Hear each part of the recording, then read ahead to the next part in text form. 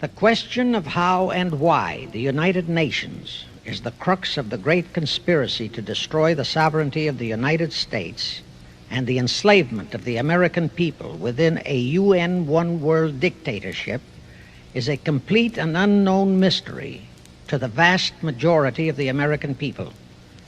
The reason for this unawareness of the frightening danger to our country and to the entire free world is simple. The masterminds behind this great conspiracy have absolute control of all of our mass communications media, especially television, the radio, the press, and Hollywood. We all know that our State Department, the Pentagon, and the White House have brazenly proclaimed that they have the right and the power to manage the news, to tell us not the truth, but what they want us to believe. They have seized that power on orders from their masters of the great conspiracy. And the objective is to brainwash the people into accepting the phony peace bait to transform the United States into an enslaved unit of the United Nations one world government. First of all, bear in mind that the so-called UN police action in Korea, fought by the United States, in which 150,000 of our sons were murdered and maimed, was part of the plot, just as the undeclared by Congress war in Vietnam, in which our sons are dying, is part of the plot, just as the plot against Rhodesia and South Africa, in which our sons will be dying, is part of the UN plot. However, the vitally important thing for all Americans, all you mothers of the boys who died in Korea and are now dying in Vietnam, to know is that our so-called leaders in Washington, whom we elected to safeguard our nation and our Constitution, are the betrayers, and that behind them are a comparatively small group of men whose sole objective is to enslave the whole world of humanity in their satanic plot of one world government. Now, in order to give you a very clear picture of this satanic plot, I will go back to its beginning, clear back in the middle of the 18th century, and name the men who put that plot into action, and then bring you down to the present, today's status of that plot. Now, as a matter of further intelligence, a term used by the FBI, let me clarify the meaning of the expression, "He is a liberal." The enemy, meaning the one world conspirators, have seized upon that word liberal as a cover-up for their activities. It sounds so innocent and so humanitarian to be liberal. We'll make sure that the person who calls himself a liberal or is described as a liberal is not in truth a red. Now then, this satanic plot was launched back in the 1760s when it first came into existence under the name of the Illuminati. This Illuminati was organized by one Adam Weishaupt, born a Jew, who was converted to Catholicism and became a Catholic priest, and then, at the behest of the then newly organized House of Rothschild, defected and organized the Illuminati. Naturally, the Rothschilds financed that operation. And every war since then, beginning with the French Revolution, has been promoted by the Illuminati, operating under various names and guises. I say under various names and guises because after the Illuminati was exposed and became too notorious, Weishaupt and his co-conspirators began to operate under various other names. In the United States, immediately after World War I, they set up what they called the Council on Foreign Relations, commonly referred to as the CFR. And this CFR is actually the Illuminati in the United States. And its hierarchy, the masterminds in control of the CFR, to a very great extent are the descendants of the original Illuminati conspirators. But to conceal that fact, Most of them changed their original family names to American-sounding names. For example, the true name of the Dillons, Clarence and Douglas Dillon, once Secretary of the U.S. Treasury Department, is Lepowski. I'll come back to all this later. There is a similar establishment of the Illuminati in England, operating under the name of the British Institute of International Affairs. There are similar secret Illuminati organizations in France, Germany, and other nations operating under different names. And all these organizations, including the CFR, continuously set up numerous subsidiary or front organizations that are infiltrated into every phase of the various nations' affairs. But at all times, the operations of these organizations were and are masterminded and controlled by the internationalist bankers, who in turn were and are controlled by the Rothschilds. The details of how they accomplished the setting up of the CFR in the United States, as also in the other nations, are far too voluminous to be described in this dissertation. But you can find it complete in News Bulletin number 122, entitled UN is Spawn of the Illuminati, and News Bulletin number 123, entitled CFR Completely Unmasked as Illuminati. Both are published by the Cinema Educational Guild, Post Office Box 46205, Hollywood, California. You can get them for 50 cents per copy by writing to that address. Those news bulletins reveal the names of the original founders of the Illuminati and the Americanized names of their descendants in the present CFR. Now I'll go back to the activities of the original Illuminati conspirators. As revealed in News Bulletin number 122, one branch of the Rothschild family had financed Napoleon. Another branch of the Rothschilds, both branches the real masterminds of the Illuminati, financed Britain, Germany, and the other nations in the Napoleonic Wars. Immediately after the Napoleonic Wars, the Illuminati assumed that all the nations were so destitute and so weary of wars that they'd be glad for any solution.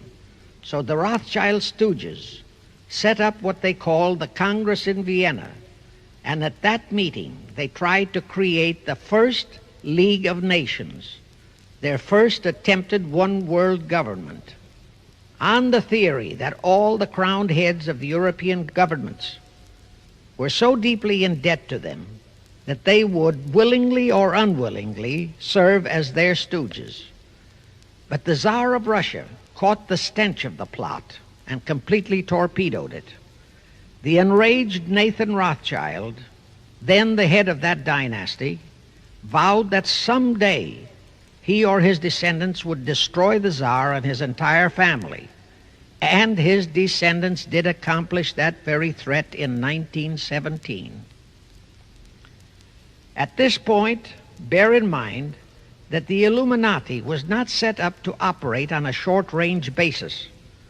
Normally, a conspirator of any type enters into a conspiracy with the expectation of achieving his objective during his own lifetime.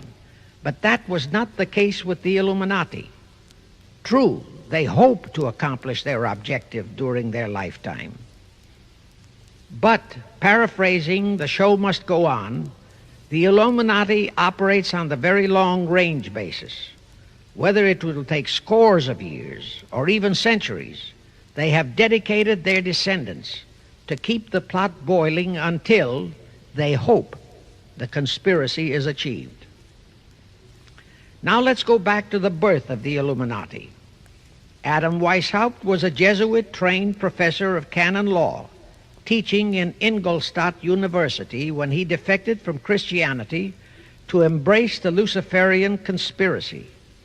It was in 1770 that the professional moneylenders, the then recently organized House of Rothschild, retained him to revise and modernize the age-old protocols of Zionism, which from the outset was designed to give the synagogue of Satan, so named by Jesus Christ, ultimate world domination, so they could impose the Luciferian ideology upon what would remain of the human race after the final social cataclysm by use of satanic despotism. Weishaupt completed his task May 1st, 1776. Now you know why May 1 is the great day with all communist nations to this very day. That was the day, May 1, 1776, that Weishaupt completed his plan and officially organized the Illuminati to put the plan into execution.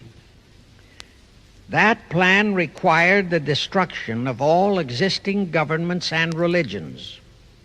That objective was to be reached by dividing the masses of people whom he, Weishaupt, termed Goyim, or human cattle, into opposing camps in ever-increasing numbers on political, social, economic, and other issues, the very conditions we have in our country today. The opposing sides were then to be armed and incidents provided which would cause them to fight and weaken themselves and gradually destroy national governments and religious institutions. Again, I say, the very conditions in the world today. And at this point, let me stress a prime feature of the Illuminati plans. When and if their blueprint for world control, the protocols of the elders of Zion, is discovered and exposed, they would wipe all the Jews off the face of the earth in order to divert suspicions from themselves. If you think this is far-fetched, bear in mind that they permitted Hitler, a liberal socialist himself, who was financed by Krupp, Kennedy, the Warburgs, and the Rothschilds, to incinerate 600,000 Jews. Now, just why did the conspirators choose the word Illuminati for their satanic organization? Weishaupt himself said that the word is derived from Lucifer and means holders of the light, using the lie that his objective was to bring about a one-world government to enable those with mental ability to govern the world and prevent all wars in the future. In short, using the word peace on earth as his bait, exactly as that same bait, peace, was used by the 1945 conspirators to foist the United Nations on us. Weishaupt, financed, I repeat, by the Rothschilds, recruited some 2,000 paid followers. These included the most intelligent men in the fields of arts and letters, education, the sciences, finance, and industry. He then established lodges of the Grand Orient, Masonic lodges, to be their secret headquarters.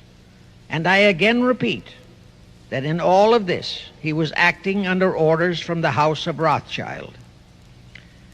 The main features of the Weishaupt plan of operation required his Illuminati to do the following things to help them to accomplish their purpose.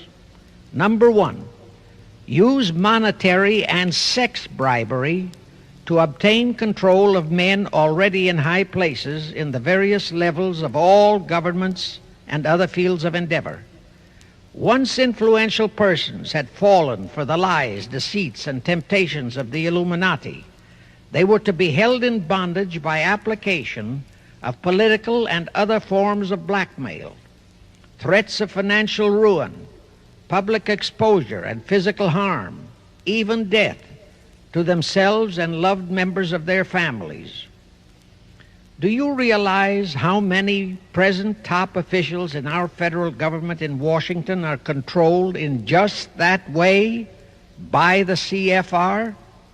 Do you realize how many homosexuals in our State Department, the Pentagon, all federal agencies, even in the White House, are controlled that way? Number two, Illuminati on the faculties of colleges and universities were to cultivate students possessing exceptional mental ability belonging to well-bred families with international leanings and recommend them for special training in internationalism. Such training was to be provided by granting scholarships to those selected by the Illuminists. That gives you an idea what a Rhodes Scholarship means. It means indoctrination into accepting the idea that only a one-world government can put an end to recurring wars and strife. That's how the United Nations was sold to the American people. One of the most notable Rhodes Scholars we have in our country is Senator William J. Fulbright, sometimes referred to as Half-Bright. His entire voting record spells Illuminati. All such scholars were to be first persuaded and then convinced that men of special talent and brains have the right to rule those less gifted on the ground that the masses don't know what is best for them physically, mentally, and spiritually. In addition to the Rhodes and similar scholarships, today there are 3 special Illuminati schools located in Gordonstown in Scotland, Salem in Germany, and Anavrita in Greece. These 3 are known ones, but there are others that are kept undercover. Prince Philip, the husband of Britain's Queen Elizabeth, was educated at Gordonstown at the instigation of Lord Louis Mountbatten, his uncle, a Rothschild relative who became Britain's admiral of the fleet after World War II ended. Number 3, all influential people trapped into coming under the control of the Illuminati, plus the students who had been specially educated and trained, were to be used as agents and placed behind the scenes of all governments as experts and specialists, so they would advise the top executives to adopt policies which would, in the long run, serve the secret plans of the Illuminati one-world conspiracy and bring about the destruction of the governments and religions they were elected or appointed to serve. Do you know how many such men operate in our government at this very time? Rusk, McNamara, Hubert Humphrey, Fulbright, Kuchel, and go on and on and on.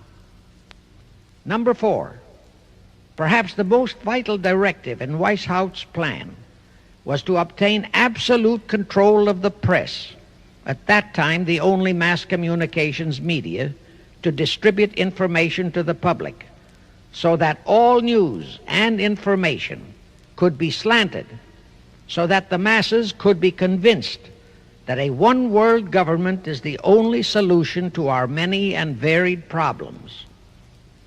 Now do you know who owns and controls our mass communications media? I'll tell you, practically all the movie lots in Hollywood is owned by the Lehmans, Kuhn, Loeb and Company, Goldman Sachs, and other internationalist bankers. All the national radio and TV channels in the nation are owned and controlled by those same internationalist bankers. The same is true of every chain of metropolitan newspapers and magazines, also of the press wire services, such as Associated Press, United Press International, etc. The supposed heads of all those media are merely the fronts for the internationalist bankers, who in turn compose the hierarchy of the CFR, today's Illuminati in America. Now can you understand why the Pentagon's press agent Sylvester so brazenly proclaimed that the government has the right to lie to the people? What he really meant was that our CFR-controlled government had the power to lie to and be believed by the brainwashed American people. And let's again go back to the first days of the Illuminati.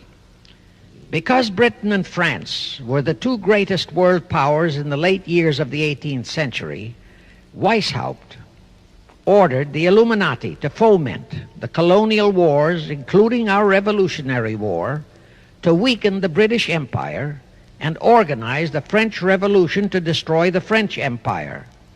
He scheduled the French Revolution to start in 1789. However, in 1784, a true act of God placed the Bavarian government in possession of evidence which proved the existence of the Illuminati, and that evidence could have saved France if they, the French government, hadn't refused to believe it. Here is how that act of God happened. It was in 1874 that Weishaupt issued his orders for the French Revolution. A German writer named Zwack put it into book form. It contained the entire Illuminati story and Weishaupt's plans. A copy of this book was sent to the Illuminists in France, headed by Robespierre, whom Weishaupt had delegated to foment the French Revolution.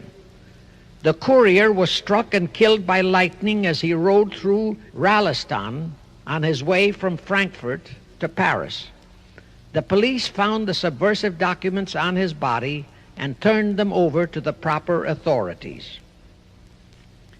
After careful study of the plot, the Bavarian government ordered the police to raid Weishaupt's newly organized lodges of the Grand Orient and the homes of his most influential associates.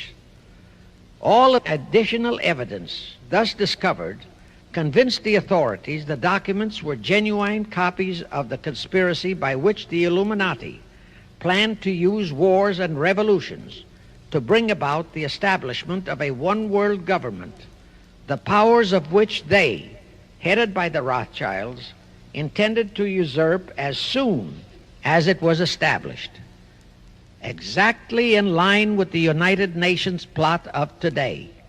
In 1785, the Bavarian government outlawed the Illuminati and closed the lodges of the Grand Orient.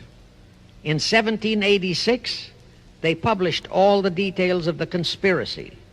The English title of that publication is The Original Writings of the Order and Sect of the Illuminati. Copies of the entire conspiracy were sent to all the heads of church and state in Europe. But the power of the Illuminati, which was actually the power of the Rothschilds, was so great that this warning was ignored.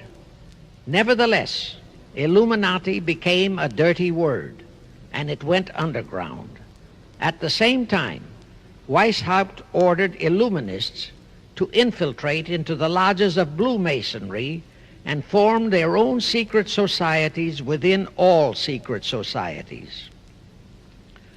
Only Masons who proved themselves internationalists and those whose conduct proved they had defected from God were initiated into the Illuminati. Thenceforth, the conspirators donned the cloak of philanthropy and humanitarianism to conceal their revolutionary and subversive activities.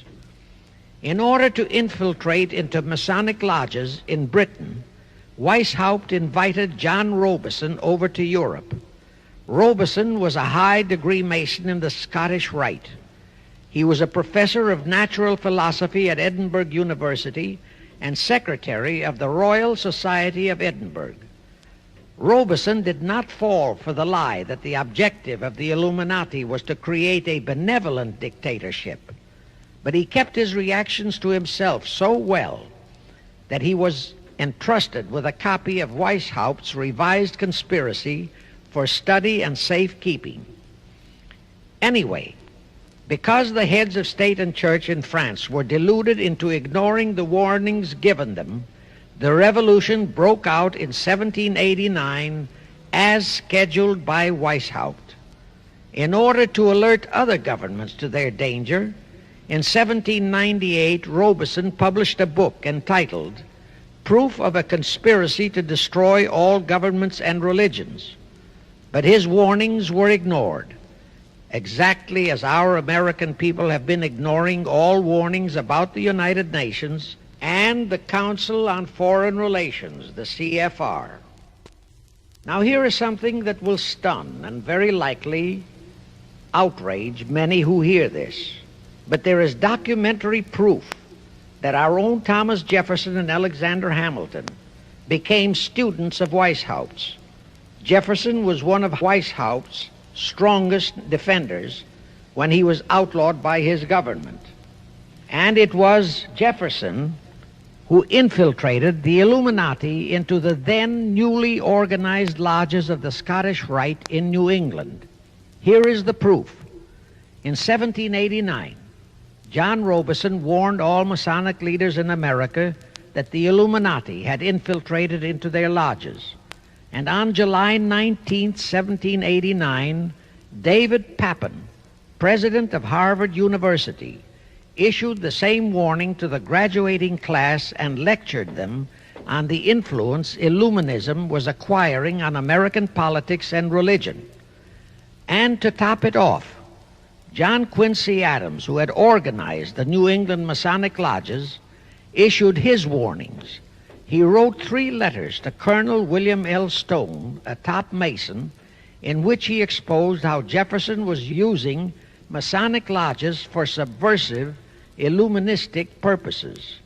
Those 3 letters are at this very time in Rittenberg Square Library in Philadelphia.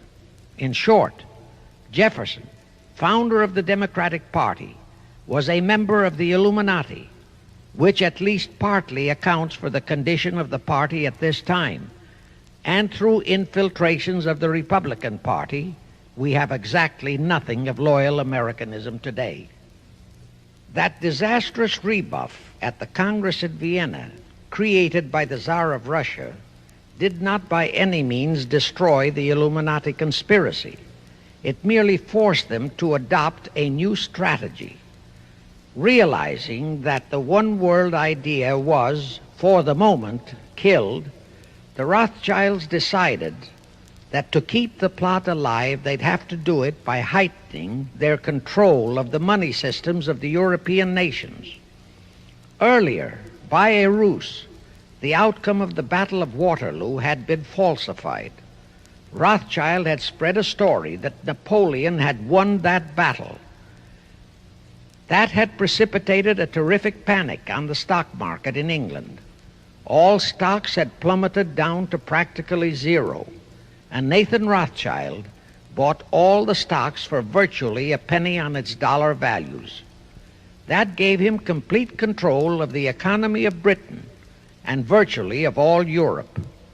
So immediately after that Congress in Vienna had boomeranged, Rothschild forced Britain to set up a new Bank of England, which he absolutely controlled, exactly as later, through Jacob Schiff, he engineered our own Federal Reserve Act, which gave the House of Rothschild a secret control of the economy in the United States. But now for a moment, let's dwell on the activities of the Illuminati in the United States.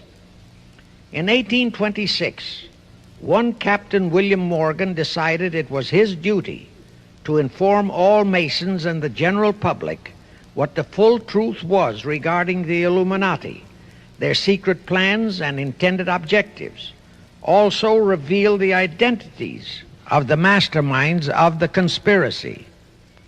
The Illuminati promptly tried Morgan in absentia and convicted him of treason. They ordered one Richard Howard, an English Illuminist, to carry out their sentence of execution as a traitor. Morgan was warned and he tried to escape to Canada, but Howard caught up with him near the border, near the Niagara Gorge to be exact, where he murdered him. This was verified in a sworn statement made in New York by one Avery Allen to the effect that he heard Howard render his report of the execution to a meeting of Knights Templars in St. John's Hall, New York. He also told how arrangements had been made to ship Howard back to England. That Allen affidavit is on record in New York City archives. Very few Masons and very few of the general public know that general disapproval over that incident of murder caused approximately half of all the Masons in the northern jurisdiction of the United States to secede.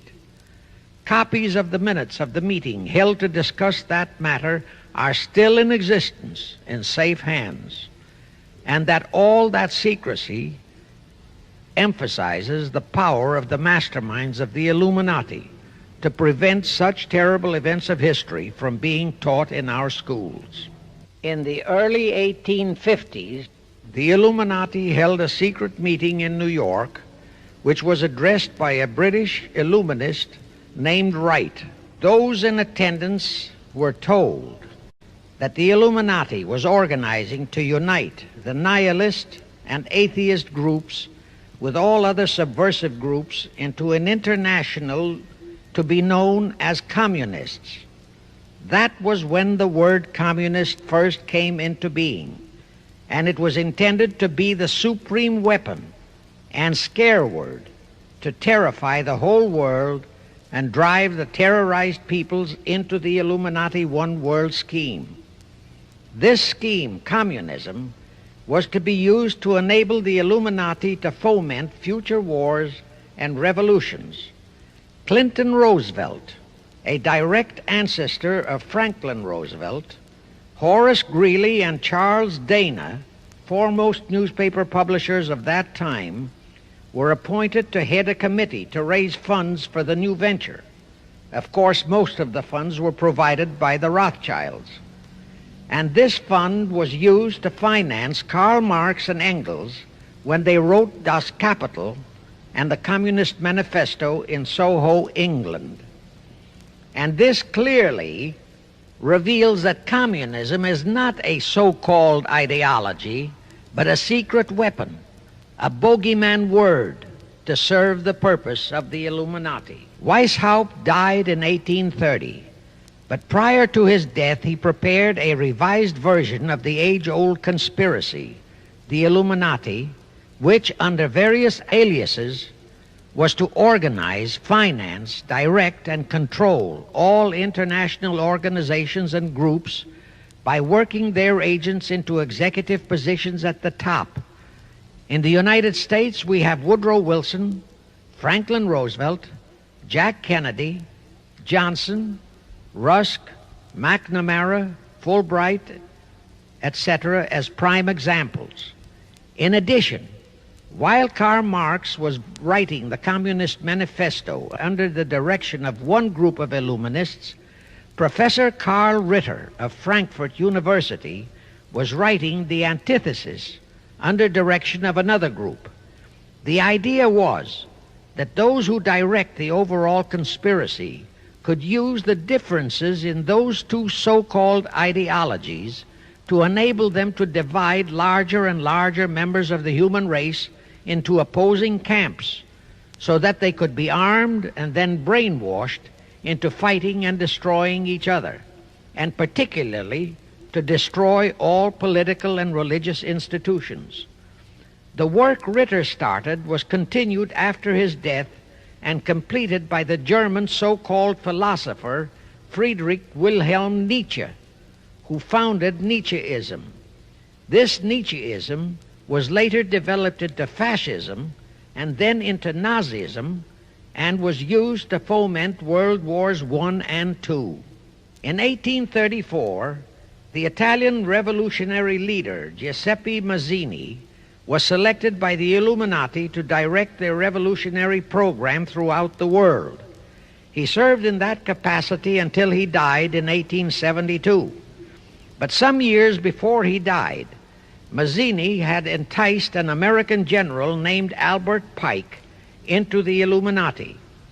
Pike was fascinated by the idea of a one-world government, and ultimately he became the head of this Luciferian conspiracy.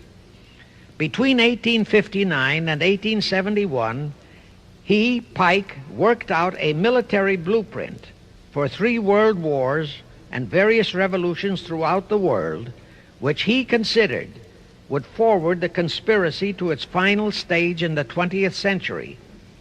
Again, I remind that these conspirators were never concerned with immediate success. They always operated on a long-range view.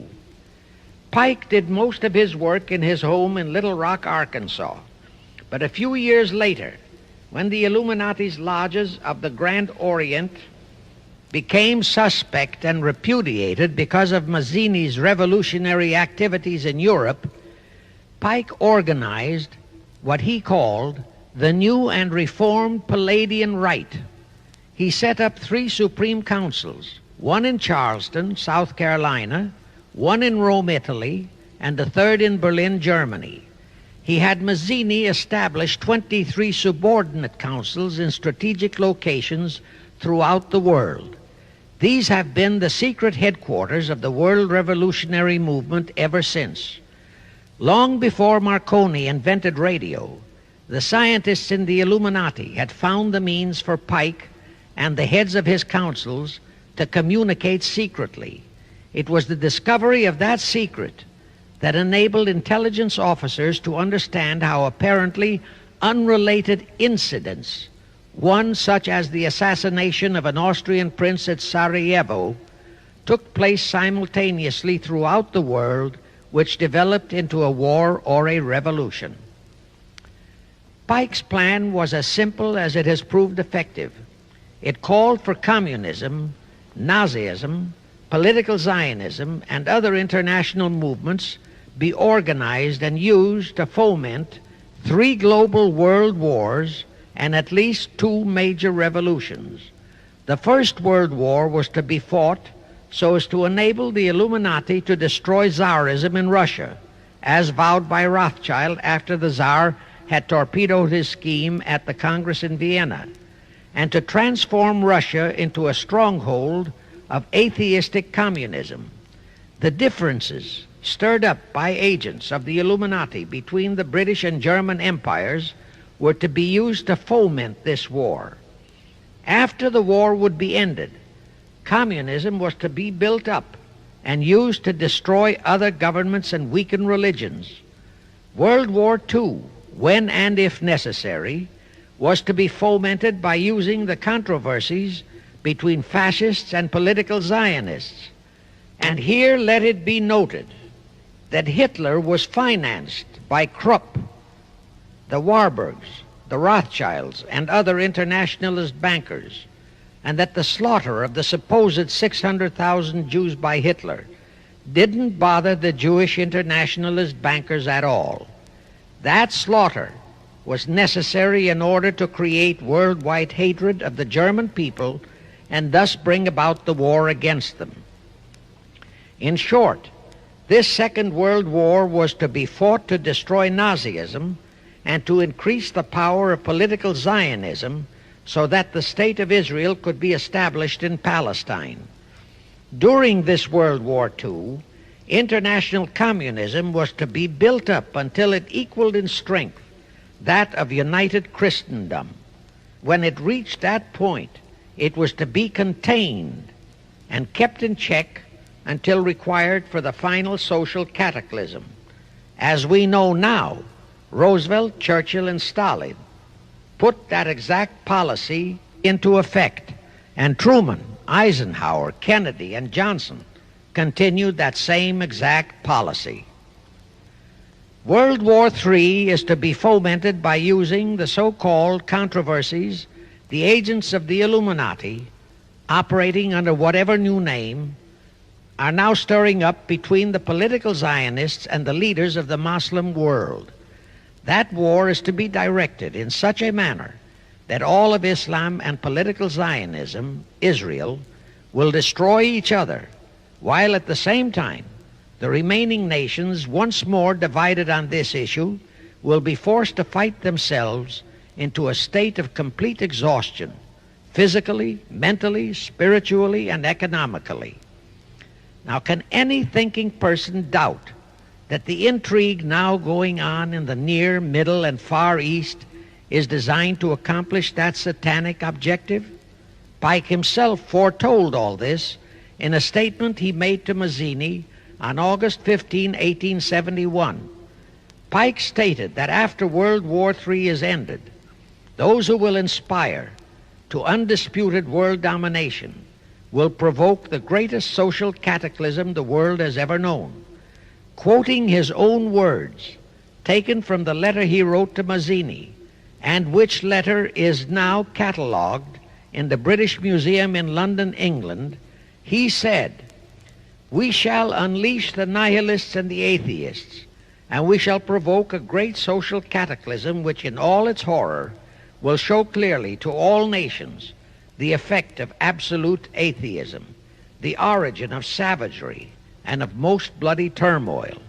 Then everywhere the people forced to defend themselves against the world minority of revolutionaries will exterminate those destroyers of civilization, and the multitudes disillusioned with Christianity, whose deistic spirits will be from that moment on without direction and leadership, and anxious for an ideal but without knowledge where to send its adoration, will receive the true light through the universal manifestation of the pure doctrine of Lucifer, brought finally out into public view, a manifestation which will result from a general reactionary movement which will follow the destruction of Christianity and atheism, both conquered and exterminated at the same time." When Mazzini died in 1872, Pike made another Italian revolutionary leader named Adrian Lemmy his successor. Lemmy, in turn, was succeeded by Lenin and Trotsky, then by Stalin. The revolutionary activities of all those men were financed by British, French, German, and American international bankers, all of them dominated by the House of Rothschild. We are supposed to believe that the international bankers of today are only the tools or agents of the great conspiracy, but actually they are the masterminds behind all of it. While the general public has been brainwashed by all the mass communications media into believing that communism is a movement of the so-called workers, the actual fact is that both British and American intelligence officers have authentic documentary evidence that international liberals operating through their international banking houses, particularly the House of Rothschild, have financed both sides in every war and revolution since 1776. Those who today comprise the conspiracy, the CFR in the United States, direct our governments, whom they hold in usury through such methods as the Federal Reserve System in America, to fight wars such as Vietnam, created by the United Nations, so as to further Pike's Illuminati plans to bring the world to that stage of the conspiracy when atheistic communism and the whole of Christianity can be forced into an all-out Third World War within each remaining nation, as well as on an international scale. The headquarters of the great conspiracy in the late 1700s was in Frankfurt, Germany, where the House of Rothschild had been established by Mayer Anschelm, who adopted the Rothschild name and linked together other international financiers who had literally sold their souls to the devil. After the Bavarian government's exposure in 1786, the conspirators moved their headquarters to Switzerland, then to London. Since World War II, after Jacob Schiff, the Rothschilds' boy in America, died, the headquarters of the American branch has been in the Harold Pratt Building, New York, and the Rockefellers, originally protégés of Schiff, have taken over the manipulation of finances in America for the Illuminati. In the final phases of the conspiracy, the one world government will consist of the king dictator, head of the United Nations, the CFR, and a few billionaires, economists, and scientists who have proved their devotion to the great conspiracy. All others are to be integrated into a vast conglomeration of mongrelized humanity, actually slaves. Now let me show you how our federal government and the American people have been sucked into the one world takeover plot of the Illuminati great conspiracy, and always bear in mind that the United Nations was created to become the housing for that one world so-called liberal conspiracy. The real foundations of the plot for the takeover of the United States were laid during the period of our Civil War. Not that Weishaupt and the earlier masterminds had ever overlooked the New World. As I have previously indicated, Weishaupt had his agents planted over here as far back as the Revolutionary War. But George Washington was more than a match for them. It was during the Civil War that the conspirators launched their first concrete efforts. We know that Judah Benjamin, chief advisor of Jefferson Davis, was a Rothschild agent. We also know that there were Rothschild agents planted in Abraham Lincoln's cabinet who tried to sell him into a financial dealing with the House of Rothschild. But old Abe saw through the scheme and bluntly rejected it, thereby incurring the undying enmity of the Rothschilds, exactly as the Russian Tsar did when he torpedoed their first League of Nations at the Congress in Vienna. Investigation of the assassination of Lincoln revealed that the assassin, Booth, was a member of a secret conspiratorial group.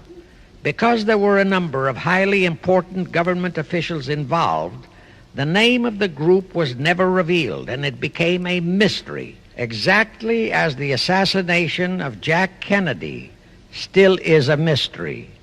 But I am sure it will not for long remain a mystery. Anyway, the ending of the Civil War destroyed, temporarily, all chances of the House of Rothschild to get a clutch on our money system, such as they had acquired in Britain and other nations in Europe. I say temporarily because the Rothschilds and the masterminds of the conspiracy never quit. So they had to start from scratch, but they lost no time in getting started. Shortly after the Civil War, a young immigrant who called himself Jacob H. Schiff arrived in New York. Jacob was a young man with a mission for the House of Rothschild. Jacob was the son of a rabbi, born in one of Rothschild's houses in Frankfurt, Germany. I won't go deeply into his background. The important point is that Rothschild recognized in him not only a potential money wizard, but more important, he also saw the latent Machiavellian qualities in Jacob that could, as it did, make him an invaluable functionary in the great one-world conspiracy. After a comparatively brief training period in the Rothschilds' London bank, Jacob left for America with instructions to buy into a banking house, which was to be the springboard to acquire control of the money system of the United States. Actually, Jacob came here to carry out 4 specific assignments. Number 1, and most important, was to acquire control of America's money system. Number 2, find desirable men who, for a price, would be willing to serve as stooges for the great conspiracy and promote them into high places in our federal government, our Congress, in the U.S. Supreme Court, and all federal agencies. Number 3, create minority group strife throughout the nations, particularly between whites and blacks. Number 4, create a movement to destroy religion in the United States, but Christianity to be the chief target.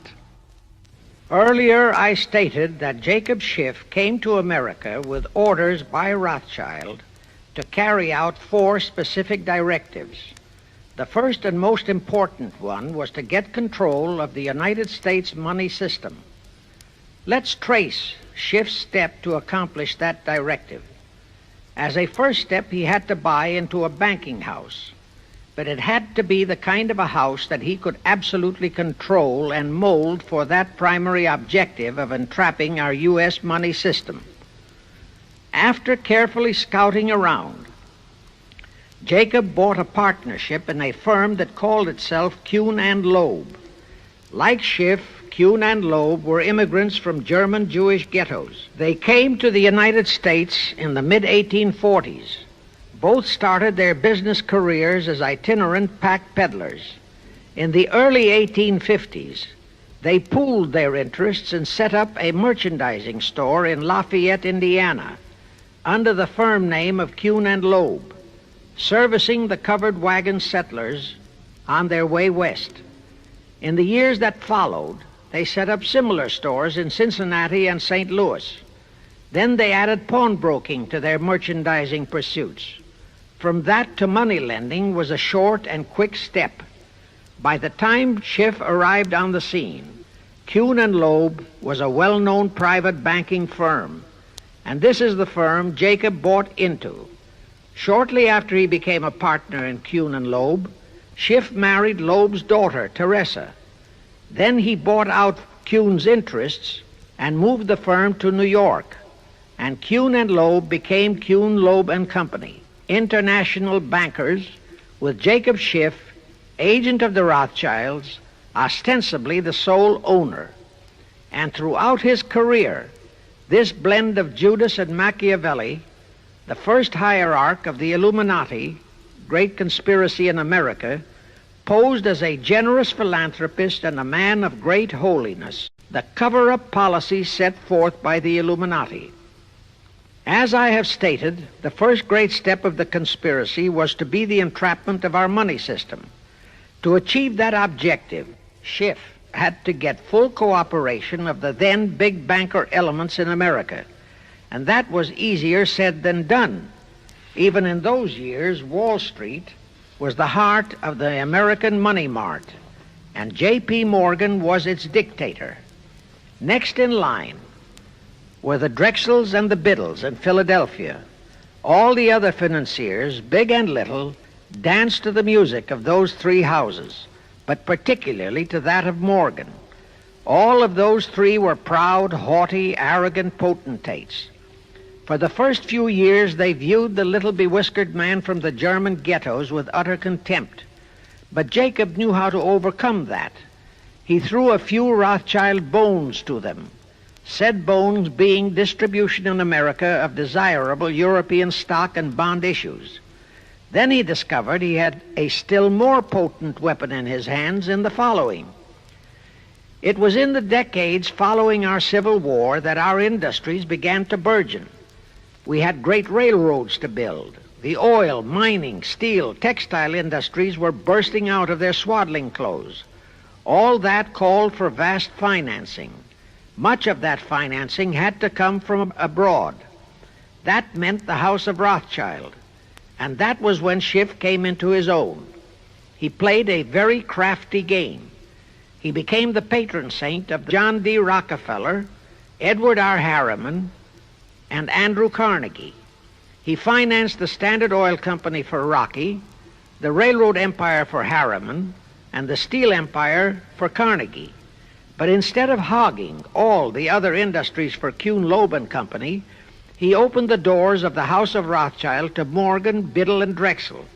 In turn, Rothschild arranged the setting up of London, Paris, European, and other branches for those three, but always in partnerships with Rothschild subordinates. And Rothschild made it very clear to all those men that Schiff was to be the boss in New York. Thus, at the turn of the century, Schiff had a tight control of the entire banking fraternity on Wall Street, which by then, with Schiff's help, included Lehman Brothers, Goldman Sachs, and other internationalist banks, headed by men chosen by the Rothschilds. In short, that meant control of the nation's money powers, and he was then ready for the giant step, the entrapment of our national money system. Now, under our Constitution, all control of our money system is vested solely in our Congress. Schiff's next important step was to seduce our Congress to betray that constitutional edict by surrendering that control to the hierarchy of the Illuminati's great conspiracy. In order to legalize that surrender and thus make the people powerless to resist it, it would be necessary to have Congress enact special legislation. To accomplish that, Schiff would have to infiltrate stooges into both houses of Congress, stooges powerful enough to railroad Congress into passing such legislation. Equally, or even more important, he would have to plant a stooge in the White House, a president without integrity and without scruples, who would sign that legislation into law. To accomplish that, he had to get control of either the Republican or the Democratic Party. The Democratic Party was the more vulnerable. It was the hungrier of the two parties. Except for Grover Cleveland, the Democrats had been unable to land one of their men in the White House since before the Civil War. There were two reasons for that. Number one, poverty of the party. Number two, there were considerably more Republican-minded voters than Democrats. The poverty matter was not a great problem, but the voter problem was a different story. But as I previously said, Schiff was a smart cookie. Here is the atrocious and murderous method he employed to solve that voter problem. His solution emphasizes how very little the Jewish internationalist bankers care about their own racial brethren, as you shall see. Suddenly, around 1890, there broke out a nationwide series of pogroms in Russia. Many, many thousands of innocent Jews, men, women, and children, were slaughtered by the Cossacks and other peasants. Similar pogroms with similar slaughter of innocent Jews broke out in Poland, Romania, and Bulgaria. All those pogroms were fomented by Rothschild agents. As a result, Jewish terrified refugees from all those nations swarmed into the United States, and that continued throughout the next 2 or 3 decades because the pogroms were continuous through all those years. All those refugees were aided by self-styled humanitarian committees set up by Schiff, the Rothschilds, and all the Rothschild affiliates. In the main, the refugees streamed into New York, but the Schiff-Rothschild humanitarian committees found ways to shuffle many of them into other large cities, such as Chicago, Boston, Philadelphia, Detroit, Los Angeles, etc.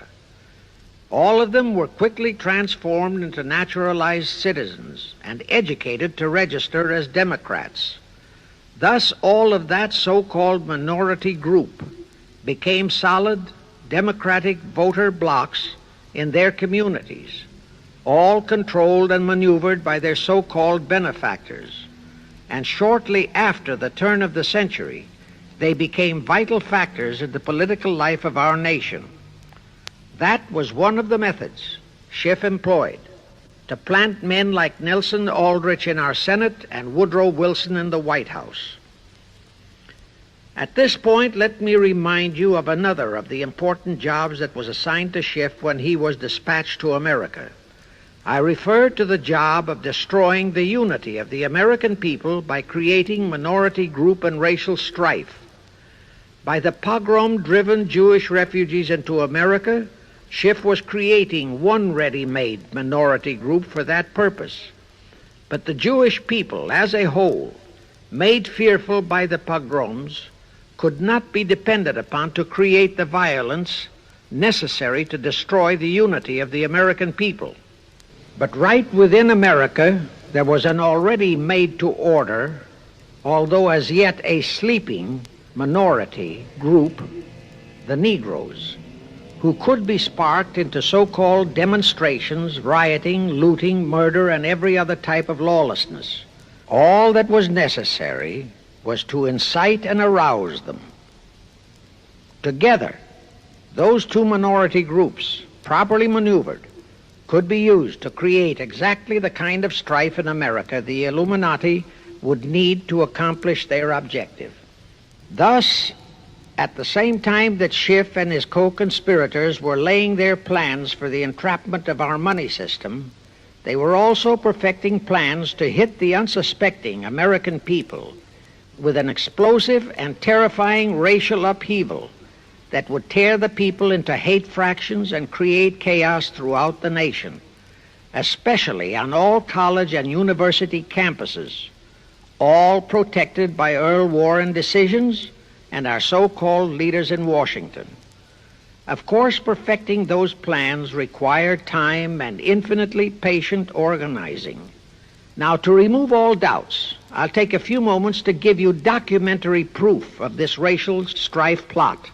First of all, they had to create leaderships and organizations to draw in millions of dupes, both Jewish and Negroes, who would do the demonstrating and commit the rioting, looting, and lawlessness. So in 1909, Schiff, the Laymans, and other conspirators organized and set up the National Association for the Advancement of the Colored People, known as the NAACP. The presidents, directors, and legal counsels of the NAACP were always white men, Jews appointed by Schiff. And this is the case to this very day. Then, in 1913, the Schiff Group organized the Anti-Defamation League of the B'nai B'rith, commonly known as the ADL, to serve as the Gestapo and hatchet man outfit for the entire great conspiracy. Today, this sinister ADL maintains over 2,000 agencies in all parts of the country, and they advise and completely control every action of the NAACP, CORE, of the Urban League, of all the other so-called Negro civil rights organizations throughout the nation, including such leaders as Martin Lucifer King, Stokely Carmichael, Bayard Rustin, and others of that ilk.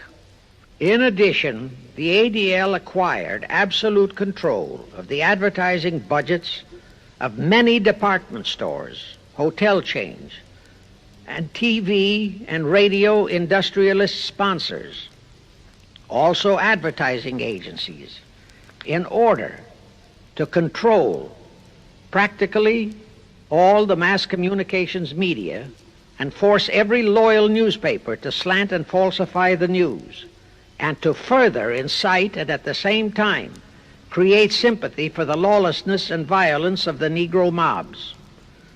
Here is documentary proof of the beginning of their deliberate plot to foment the Negroes into all their lawlessness. Around 1910, one Israel Zangwill wrote a play entitled The Melting Pot. It was sheer propaganda to incite the Negroes and Jews, because the play purportedly visualized how the American people were discriminating against and persecuting Jews and Negroes. At that time, nobody seemed to realize that it was a propaganda play. It was that cleverly written. The propaganda was well wrapped up in the truly great entertainment in the play, and it was a big Broadway hit. Now, in those years, the legendary Diamond Jim Brady used to throw a banquet at the famous Delmonico restaurant in New York after the opening performance of a popular play. He threw such a party for the cast of The Melting Pot, its author, producer, and chosen Broadway celebrities. By then, I'd already made a personal mark on the Broadway theater and was invited to that party. There I met George Bernard Shaw and a Jewish writer named Israel Cohen. Zangwill, Shaw, and Cohen were the triumvirate who created the Fabian Society in England and had worked closely with a Frankfurt Jew named Mordecai, who had changed his name to Karl Marx. But remember, at that time, both Marxism and communism were just emerging, and nobody paid much attention to either, and nobody suspected the propaganda in the writings of those three really brilliant writers. At that banquet, Israel Cohen told me he was then engaged in writing a book which was to be a follow-up on Zangwill's The Melting Pot. The title of his book was to be A Racial Program for the 20th Century. At that time, I was completely absorbed by my work as a playwright, and significant as that title was, its real objective never dawned on me, nor was I interested in reading the book. But it suddenly hit me with the force of a hydrogen bomb when I received a newspaper clipping of an item published by the Washington, D.C. Evening Star in May 1957. That item was a verbatim reprint of the following excerpt in Israel Cohen's book, A Racial Program for the 20th Century, and it reads as I quote, We must realize that our party's most powerful weapon is racial tension. By propounding into the consciousness of the dark races that for centuries they have been oppressed by the whites, we can mold them to the program of the Communist Party. In America, we will aim for subtle victory. While inflaming the Negro minority against the whites, we will instill in the whites a guilt complex for their exploitation of the Negroes. We will aid the Negroes to rise to prominence in every walk of life, in the professions and in the world of sports and entertainment. With this prestige, the Negro will be able to intermarry with the whites and begin a process which will deliver America to our cause. That same excerpt was entered into the Congressional Record of June 7, 1957 by Representative Thomas G. Abernathy. Thus the authenticity of that passage in Cohen's book was fully established. But the one question that remained in my mind was whether it represented the official policy or plot of the Communist Party or just a personal expression of Cohen himself. Hence I sought more proof, and I found it. In an official pamphlet published in 1935 by the New York Communist Party's official Workers' Library Publishers. That pamphlet was entitled "The Negroes in a Soviet America." It urged the Negroes to rise up, form a Soviet state in the South, and apply for admission to the Soviet Union. It contained a firm pledge that the revolt would be supported by all American Reds and all so-called liberals. On page 38, it promised that a Soviet government would confer greater benefits to Negroes than to whites. And again, this official communist pamphlet pledged that, I quote, "Any act of discrimination or prejudice against a Negro will become a crime under the revolutionary law," unquote. That statement proved that the excerpt in Israel Cohen's book, published in 1913, was an official edict of the Communist Party and directly in line with the Illuminati blueprint for world revolution issued by Weishaupt and later by Albert Pike. Now there's only one question, and that is to prove that the communist regime is directly controlled by the American Jacob Schiff and London Rothschild masterminds of the Great Conspiracy. A little later, I will provide that proof that will remove even a remote doubt that the Communist Party as we know it was created by those masterminds, capitalists if you will note, that Schiff, the Warburgs, and the Rothschilds planned and financed the entire Russian Revolution, also the murder of the Tsar and his family, and that Lenin, Trotsky, and Stalin took their orders directly from Schiff and the other capitalists whom they supposedly are fighting. Now can you see why the vile Earl Warren and his equally vile co-Supreme Court justices issued that infamous and treasonous desegregation decision in 1954? It was to aid and abet the plot of the Illuminati conspirators to create tension and strife between Negroes and whites. Can you see why the same Earl Warren issued his decision prohibiting Christian prayers and Christmas carols in our schools? It was done to destroy Christianity. Can you see why Eisenhower, despite all the rigid constitutional prohibitions, sent federal troops into a southern state to enforce the desegregation decision? Why Kennedy did likewise? And can you see why Johnson and 66 senators, despite the protests of 90% of the American people, voted for the Consular Treaty, which opens our entire country to Russian spies and saboteurs? All those 66 senators are 20th century Benedict Arnolds.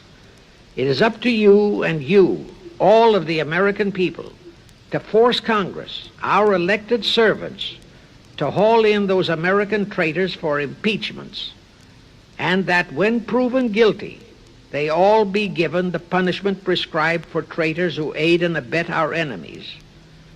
And that includes the forcing of rigid investigations by Congress of the CFR and all their fronts, such as the ADL, the NAACP, SNCC, and such Illuminati tools as Martin Lucifer King. Such investigations will completely unmask all the leaders in Washington and the Illuminati and all their affiliations and affiliates as traitors carrying out the Illuminati plot. It will completely unmask the United Nations as the intended crux of the entire plot and force Congress to take the U.S. out of the UN and hurl the UN out of the U.S. In fact, it will destroy the UN and the entire plot. Before I close this phase, I wish to reiterate and stress one vital point, which I urge you to never forget if you wish to save our country for your children and their children. Here is the point. Every unconstitutional and unlawful act committed by Woodrow Wilson, by Franklin Roosevelt, by Truman, Eisenhower, and Kennedy, and are now being committed by Johnson, is exactly in line with the Illuminati conspirators' centuries-old plot outlined by Weishaupt and Albert Pike. Every vicious decision issued by the traitorous Earl Warren and his equally traitorous Supreme Court justices was directly in line with what the Illuminati blueprint required. That all the treason committed by our State Department under Rusk and earlier by John Foster Dulles and Marshall, also all the treason committed by McNamara and his predecessors, is directly in line with that same Illuminati blueprint for the takeover of the world. Also the amazing treason by various members of our Congress, especially by the 66 senators who signed for the Consular Treaty, has been committed on orders from the Illuminati. Now I will go back to Jacob Schiff's entrapment of our money system and the treasonous actions that followed. It will also reveal the Schiff-Rothschild control of not only Karl Marx, but of Lenin, Trotsky, and Stalin, who created the revolution in Russia and set up the Communist Party. It was in 1908 that Schiff decided the time had come for his seizure of our money system. His chief lieutenants in that seizure were Colonel Edward Mandell House, whose entire career was that of chief executive and courier for Schiff, as I shall show, Bernard Baruch, and Herbert Lehman. In the fall of that year, they assembled in secret conclave at the Jekyll Island Hunt Club, owned by J.P. Morgan at Jekyll Island, Georgia. Among those present were J.P. Morgan, John D. Rockefeller, Colonel House, Senator Nelson Aldrich, Schiff, Stillman and Vanderlip of the New York National City Bank, W. and J. Seligman, Eugene Meyer, Bernard Baruch, Herbert Lehman, Paul Warburg, in short, all of the international bankers in America, all of them members of the hierarchy of the Illuminati's great conspiracy. A week later, they emerged with what they called the Federal Reserve System. Senator Aldrich was the stooge who was to railroad it through Congress. But they held that railroading in abeyance for one chief reason. They would first have to plant their man, an obedient stooge, in the White House to sign the Federal Reserve Act into law. They knew that even if the Senate would pass that act unanimously, the then newly elected President Taft would promptly veto it. So they waited. In 1912, their man, Woodrow Wilson, was elected to the presidency. Immediately after Wilson was inaugurated, Senator Aldrich railroaded the Federal Reserve Act through both houses of Congress, and Wilson promptly signed it, and the Federal Reserve Act became law. That heinous act of treason was committed in December 23, 1913, 2 days before Christmas, when all the members of Congress, except for several carefully picked representatives and 3 equally carefully picked senators, were away from Washington. How heinously treasonous was that act? I'll tell you. Our founding fathers knew full well the power of money. They knew that whoever had that power held the destiny of our nation in his hands. Therefore, they carefully guarded this power when they set forth in the Constitution that Congress The elected representatives of the people alone would have that power. The constitutional language on this point is brief, concise, and specific, stated in Article 1, Section 8, Paragraph 5, defining the duties and powers of Congress, and I quote, "To coin money, regulate the value thereof, and of foreign coin, and the standard of weights and measures," unquote. But on that tragic, unforgettable day of infamy, December 23, 1913, the men we sent to Washington to safeguard our interests, the representatives and senators and Woodrow Wilson, delivered the destiny of our nation into the hands of two aliens from Eastern Europe, Jacob Schiff and Paul Warburg. Warburg was a very recent immigrant who came here on orders from Rothschild for the express purpose of blueprinting that foul Federal Reserve Act. Now, the vast majority of the American people think that the Federal Reserve System is a United States government-owned agency. That is positively false. All of the stock of the Federal Reserve banks is owned by the member banks, and the heads of the member banks are all members of the hierarchy of the great Illuminati conspiracy known today as the CFR.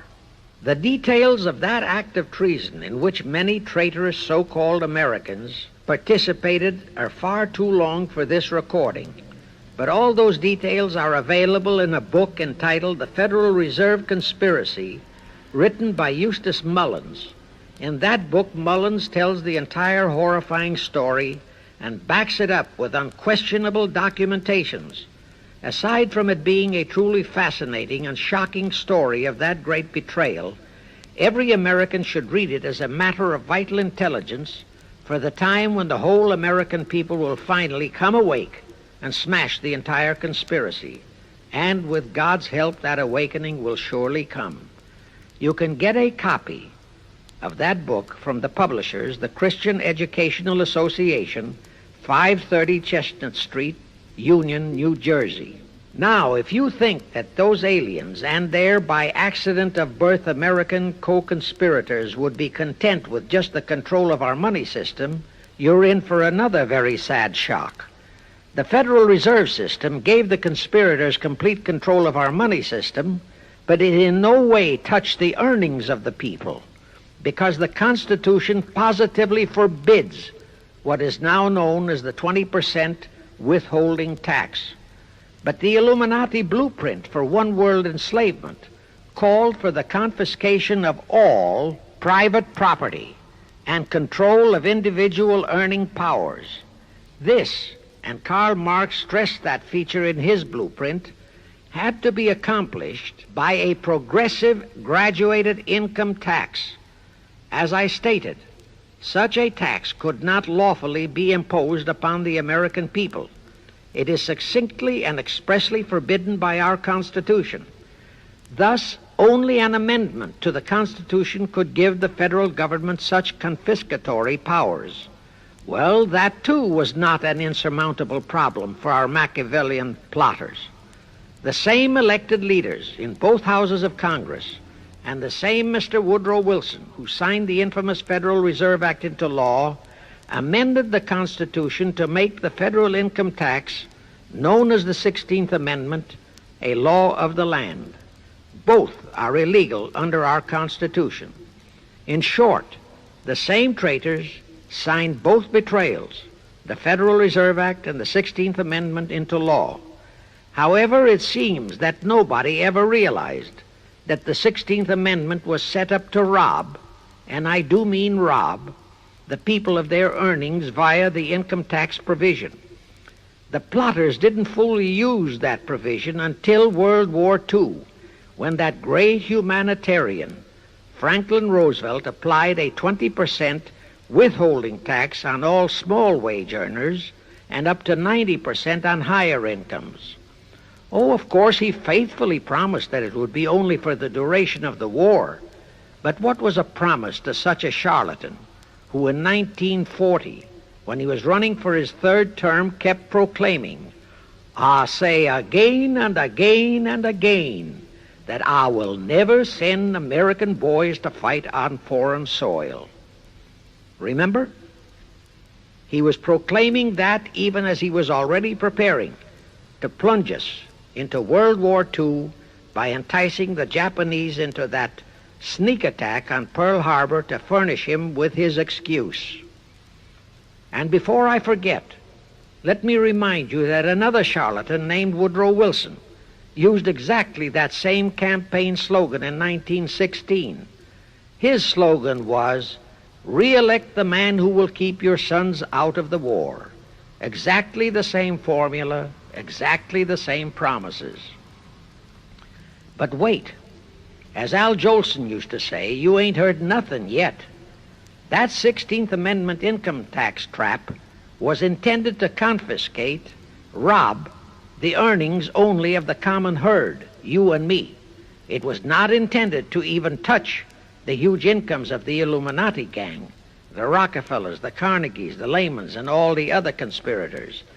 So together with that 16th Amendment, they created what they called the tax-free foundations. That would enable the conspirators to transform their huge wealth into such so-called foundations and avoid payment of virtually all income taxes. The excuse for it was that the earnings of those tax-free foundations would be devoted to humanitarian philanthropy.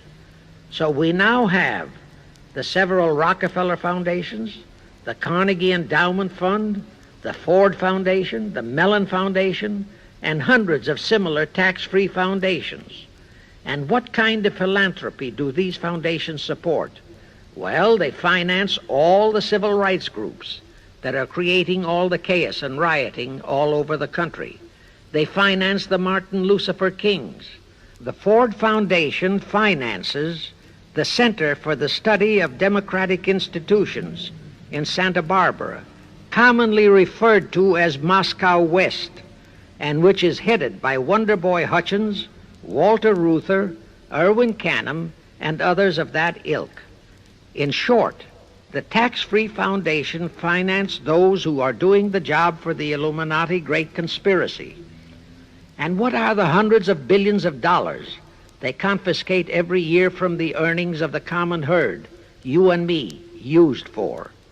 Well, for one thing, there's the foreign aid gimmick, which gave billions to communist Tito, plus gifts of hundreds of jet planes, many of which were turned over to Castro, plus the costs of training communist pilots so that they can the better shoot down our planes, billions to Red Poland, billions to India, billions to Sukarno, billions to other enemies of the United States.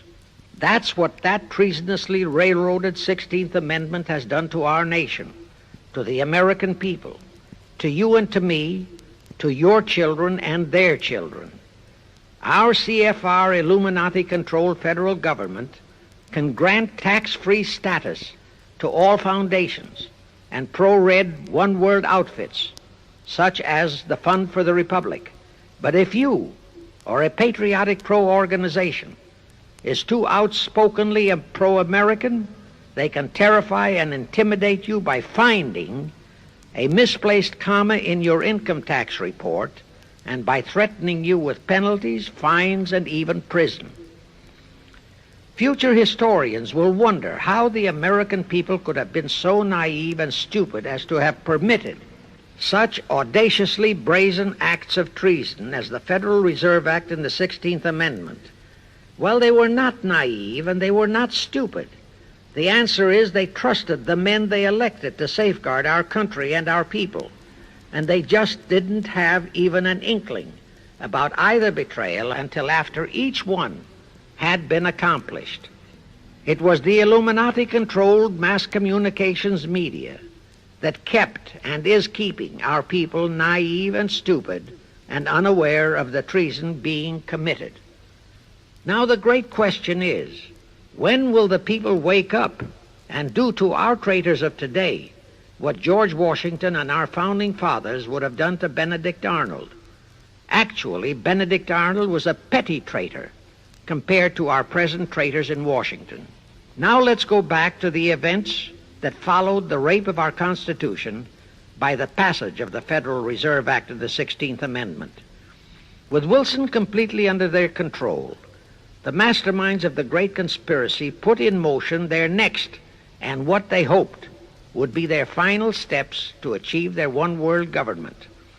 The first of those steps was to be World War I. Why war? Simple. The only excuse for a one-world government is that it will supposedly ensure peace. The only thing that can make people cry for peace is war. War brings chaos, destruction, exhaustion, to winner as well as to loser. It brings economic ruin to both. Most important, it destroys the flower of the young manhood of both. To the saddened and heartbroken oldsters, the mothers and fathers, who are left with nothing but memories of their beloved sons, peace becomes worth any price. And that is the emotion upon which the conspirators depend for the success of their satanic plot. Throughout the 19th century, from 1814 to 1914, the world as a whole was at peace. Such wars as the Franco-Prussian, our own Civil War, the Russo-Japanese War, were what might be termed local disturbances that did not affect the rest of the world. All the great nations were prosperous, the peoples staunchly nationalistic and fiercely proud of their sovereignties. It was utterly unthinkable that the French and the German peoples would be willing to live under a one-world government, or the Turks and the Russians, or the Chinese and the Japanese. Even more unthinkable that a Kaiser Wilhelm, or a Franz Joseph, or a Tsar Nicholas, or any monarch would willingly and meekly surrender his throne to a one-world government. But bear in mind that the peoples in all nations are the real power, and only one thing, war, could make the peoples yearn and clamor for a peace-ensuring one-world government. But it would have to be a frightful and horribly devastating war. It could not be just a local disturbing war between just two nations. It would have to be a world war. No major nation must be left untouched by the horrors and devastation of such a war. The cry for peace must be made universal. Actually, that was the format set by the Illuminati and Nathan Rothschild at the turn of the 19th century. They first maneuvered all of Europe into the Napoleonic Wars. Then the Congress in Vienna, which they, and particularly Rothschild, planned to transform into a League of Nations, which was to have been the housing for their one-world government, exactly as the present United Nations was set up to be the housing for the forthcoming, God forbid, one-world government. Anyway, that was the format the House of Rothschild and Jacob Schiff decided to employ to achieve their objective in 1914. Of course, they knew that that same format had failed in 1814, but they theorized that was only because the Tsar of Russia had torpedoed that scheme. Well, the present 1914 conspirators would eliminate that 1814 fly in the ointment.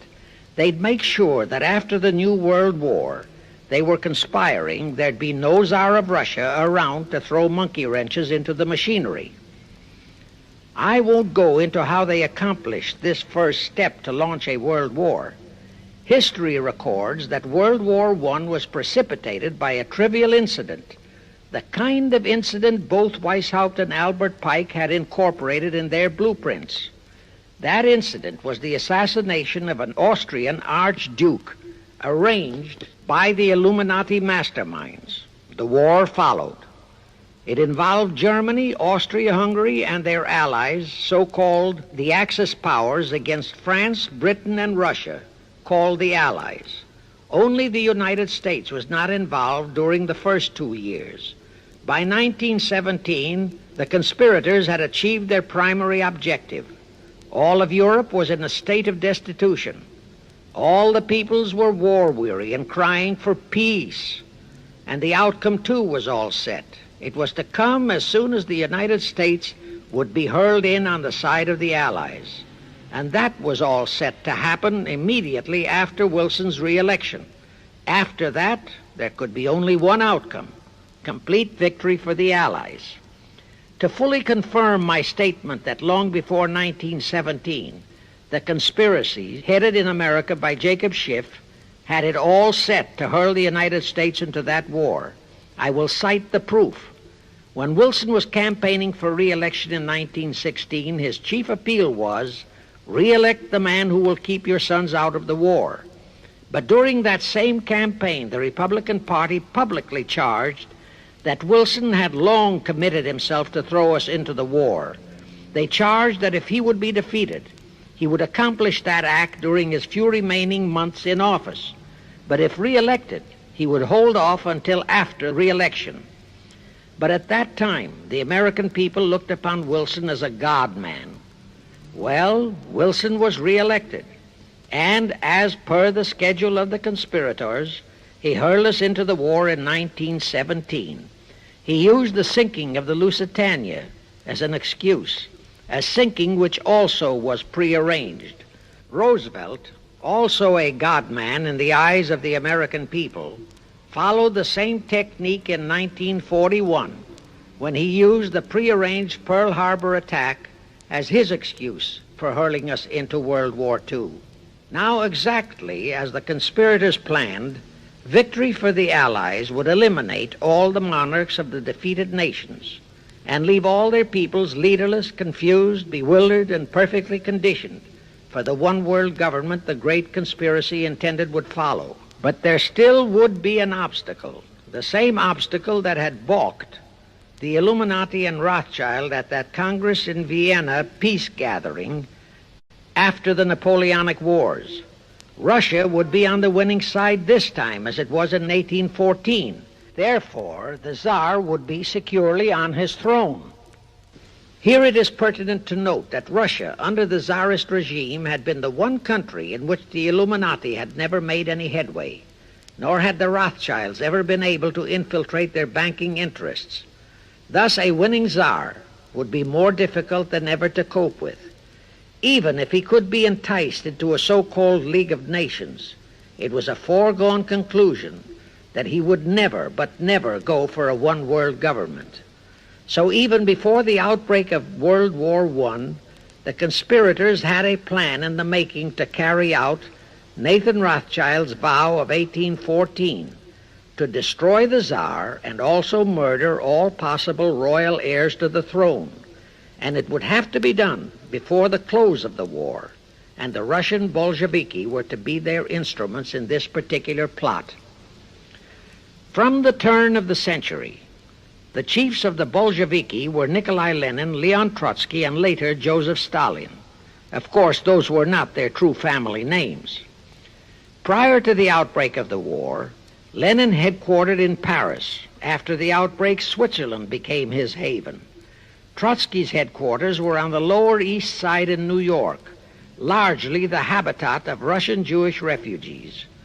Both Lenin and Trotsky were similarly bewhiskered and unkempt.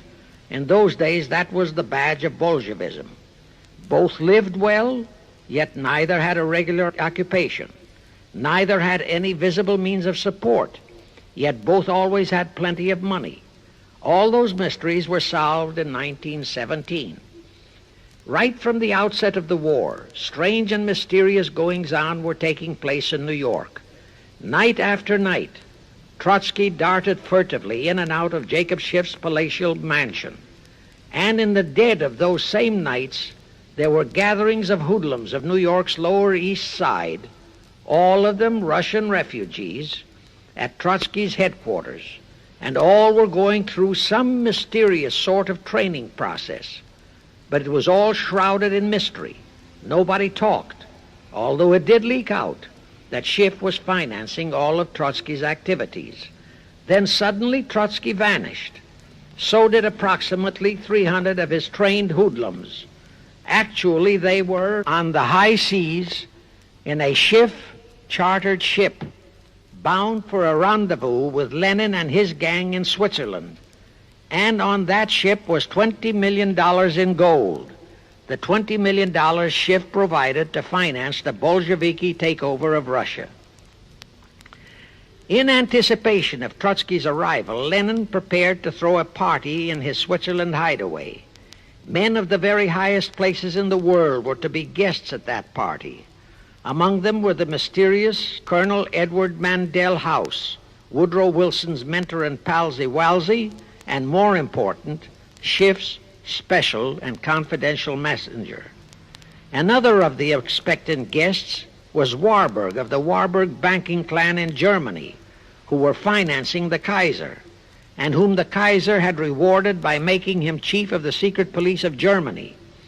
In addition, there were the Rothschilds of London and Paris, also Litvinov, Kaganovich, Stalin, who was then head of a train and bank-robbing gang of bandits. He was known as the Jesse James of the Urals.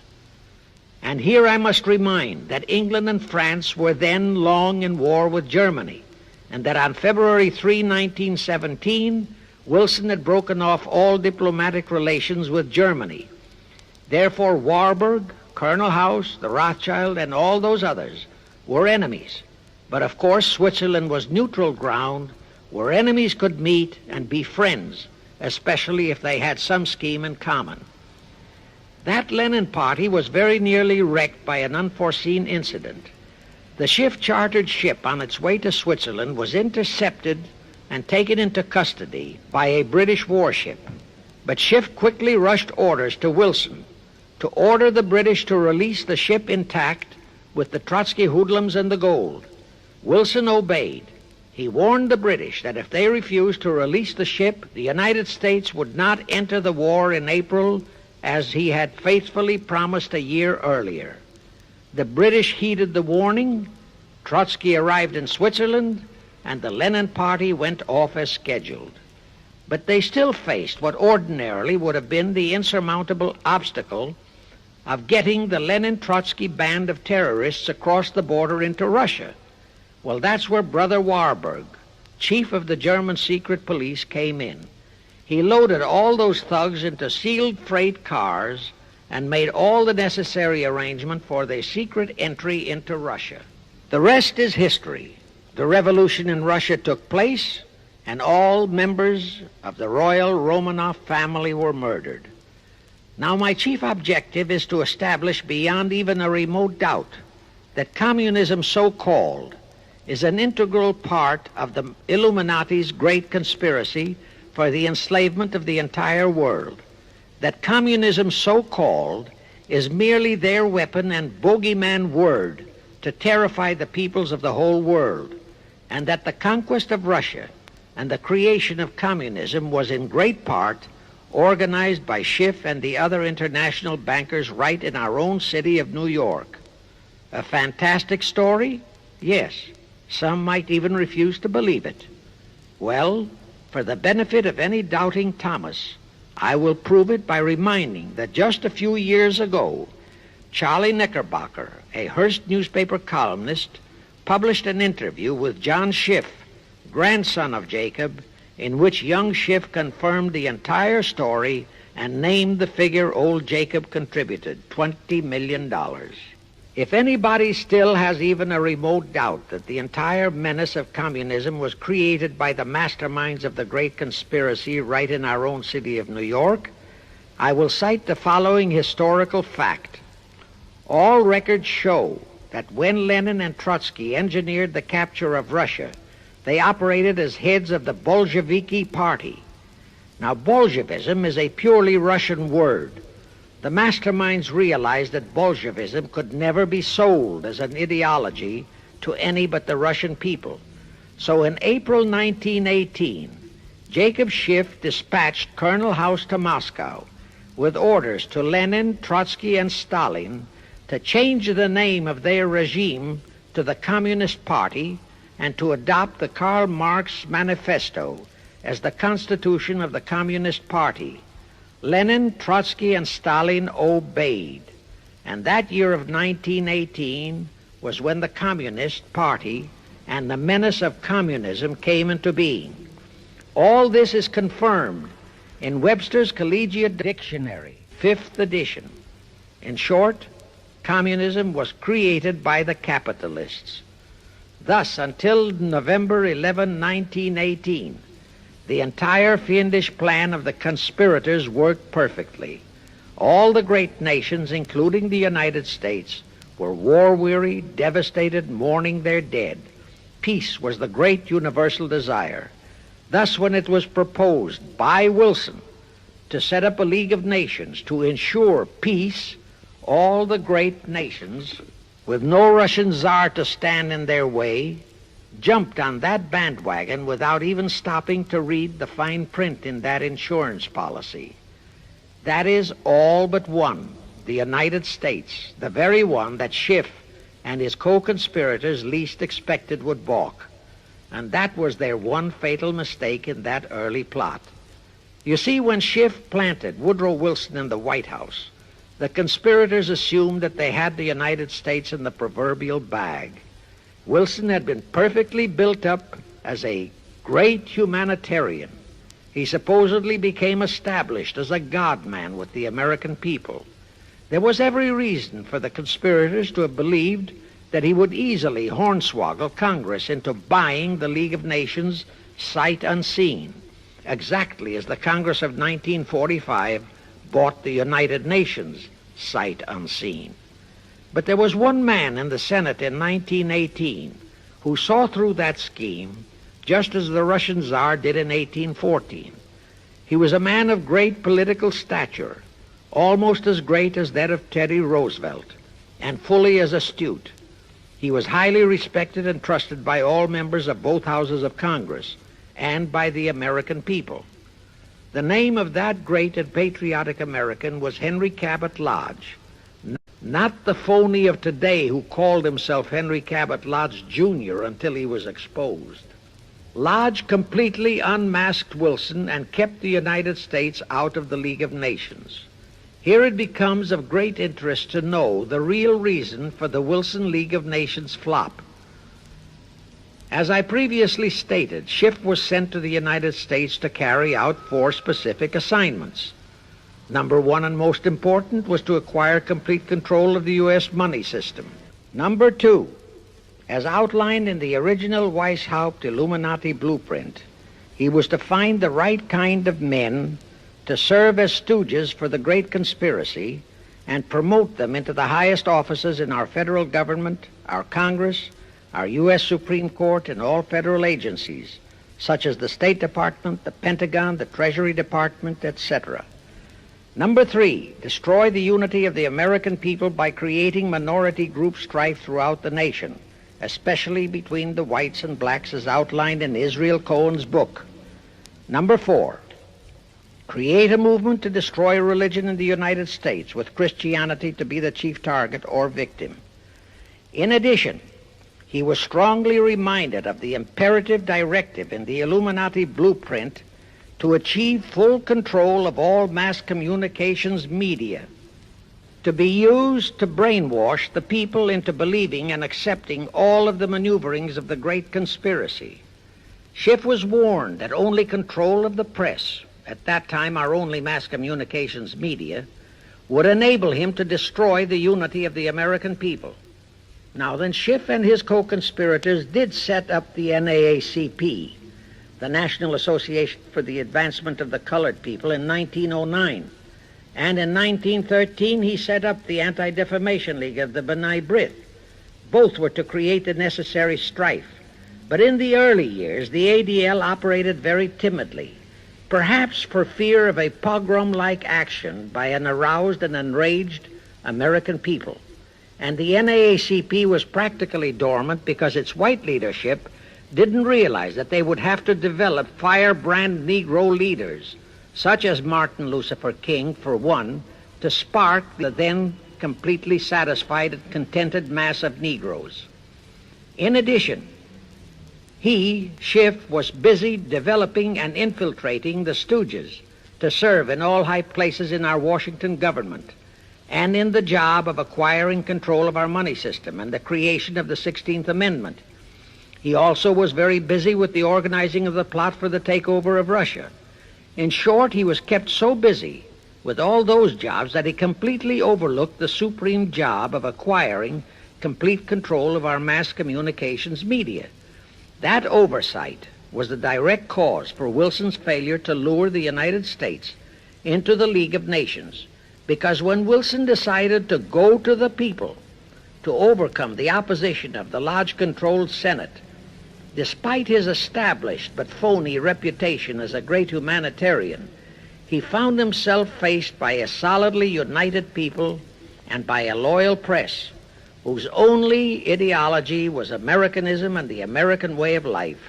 At that time, due to the ineptness and ineffectiveness of both the ADL and the NAACP, there were no organized minority groups, no Negro problems, no so-called anti-Semitic problem to sway the people's thinking. There were no lefts, there were no rights, no prejudices for crafty exploitations. Thus, Wilson's League of Nations appeals fell on deaf ears. That was the end of Woodrow Wilson, the conspirator's great humanitarian. He quickly abandoned his crusade and returned to Washington, where he shortly died an imbecile brought on by syphilis. And that was the end of the League of Nations as a corridor into one world government. Of course, that debacle was a terrible disappointment to the masterminds of the Illuminati conspiracy. But they were not discouraged. As I have previously stressed, this enemy never quits. They simply decided to reorganize and try from scratch again. By this time, Schiff was very old and slow. He knew it. He knew that the conspiracy needed a new, younger, and more active generalship. So, on his orders, Colonel House and Bernard Baruch organized and set up what they called the Council on Foreign Relations, the new name under which the Illuminati would continue to function in the United States. The hierarchy, officers and directors of the CFR, is composed principally of descendants of the original Illuminati, many of whom had abandoned their old family names and acquired new Americanized names. For one example, we have Dillon, who was Secretary of Treasury of the United States, whose original name was Lepowski. Another example is Paley, head of the CBS TV channel, whose true name is Polinsky. The membership of the CFR is approximately 1,000 in number and contains the heads of virtually every industrial empire in America, such as Blau, president of the U.S. Steel Corporation, Rockefeller, king of the oil industry, Henry Ford II, and so on. And, of course, all the international bankers, also the heads of the tax-free foundations, are officers and or active CFR members. In short, all the men who provide the money and the influence to elect the CFR chosen presidents of the United States, congressmen, senators, and who decide the appointments of our various secretaries of state, of the Treasury, of every important federal agency, are members of the CFR, and very obedient members indeed. Now, just to cement that fact, I will mention the names of a few of the United States presidents who were members of the CFR. Franklin Roosevelt, Herbert Hoover, Dwight D. Eisenhower, Jack Kennedy. Others who were considered for the presidency are Thomas E. Dewey, Adlai Stevenson, Nixon, and Vice President of a CFR subsidiary, Barry Goldwater. Among the important cabinet members of the various administrations, we have John Foster Dulles, Allen Dulles, Cordell Hull, John J. McCloy, Morgenthau, Clarence Dillon, Rusk, McNamara, and just to emphasize the red color of the CFR, we have as members such men as Alger Hiss, Ralph Bunch, Pasvolsky, Harry Dexter White, real name Weiss, Owen Lattimore, Philip Jeffy, etc., etc. Simultaneously, they were flooding thousands of homosexuals and other blackmailable characters into all the federal agencies from the White House down. Remember Johnson's great friend Jenkins and Bobby Baker? Now, there were many jobs the new CFR had to accomplish. They required much help. So their first job was to set up various subsidiaries to whom they assigned special objectives. I can't name all the subsidiaries in this recording, but the following are a few. the Foreign Policy Association, FPA, the World Affairs Council, WAC, the Business Advisory Council, BAC, the notorious ADA, Americans for Democratic Action, virtually headed by Walter Reuther, the notorious 1313 in Chicago. Barry Goldwater was, and no doubt still is, a vice president of one of the CFR subsidiaries. In addition, the CFR set up special committees in every state in the Union, to whom they assigned the various local state operations. Simultaneously, the Rothschilds set up similar CFR-like control groups in England, France, Germany, and other nations to control world conditions and cooperate with CFR to bring about another world war. But the CFR's first and foremost job was to get complete control of our mass communications media. The control of the press was assigned to Rockefeller. Thus, Henry Luce, who recently died, was financed to set up a number of national magazines, among them Life, Time, Fortune, and others, which publish USSR in America. The Rockefellers also directly or indirectly financed the Cowles Brothers Look magazine and a chain of newspapers. They also financed a man named Sam Newhouse to buy up and build a chain of newspapers all over the country. And the late Eugene Meyer, one of the founders of CFR, bought the Washington Post, Newsweek, the weekly magazine, and other publications. At the same time, CFR began to develop and nurture a new breed of scurrilous columnists and editorial writers, such as Walter Lippmann, Drew Pearson, the Alsops, Herbert Matthews, Irwin Canham, and others of that ilk, who called themselves liberals, who proclaimed that Americanism is isolationism, that isolationism is warmongerism, that anti-communism is anti-Semitism and racism. All that took time, of course, but today our entire press, except for some local small-town papers and weeklies published by patriotic organizations, is completely controlled by CFR stooges, and thus they finally succeeded in breaking us up into a nation of quarreling, wrangling, squabbling, hating factions. Now, if you still wonder about the slanted news and outright lies you read in your paper, you have the answer. To the Lehmans, Goldman Sachs, Kuhn Loeb, and the Warburgs, the CFR assigned the job of getting control of the motion picture industry, Hollywood, radio and television, and believe you me, they succeeded. If you still wonder about the strange propaganda broadcasts by the Ed Murrows, Chet Huntley, Howard K. Smith, Eric Severide, Drew Pearson, and others of that ilk, you have the answer. If you wonder about all the smut, sex, pornography, and mixed marriage films you see in your movie theater and on your TV set, all of which is demoralizing our youth, you have the answer. The whole story of the CFR conspiracy takeover of our mass communications media is far too long to include in this recording, but you can find it in the News Bulletin number 125, entitled How to Get the Reds Out of Communications Media. It was published and brought up to date by the Cinema Educational Guild. It tells in detail how the press, the movies, TV, and radio have been, and still are, used to brainwash the people, to demoralize our youth, and they have been and still are encouraging and creating sympathy for the rioting Negro civil rights lawlessness. You can get a copy of this news bulletin by writing to the Cinema Educational Guild, Post Office Box 46205, Hollywood, California. Now, to refresh your memory, let's go back for a moment. Wilson's flop had torpedoed all chances of transforming that League of Nations into the conspirators' hoped-for one-world government housing. So the Jacob Schiff plot had to be done all over again, and they organized the CFR to do it. We also know how successfully the CFR did that job of brainwashing and destroying the unity of the American people.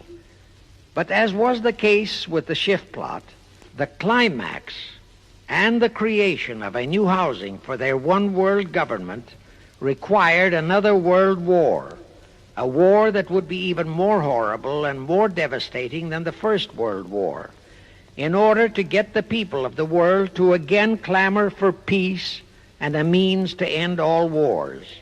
But the CFR realized that the aftermath of World War II would have to be more carefully planned so that there would be no escape from the new one world trap, another League of Nations, that would emerge from the new war, the trap we now know as the United Nations.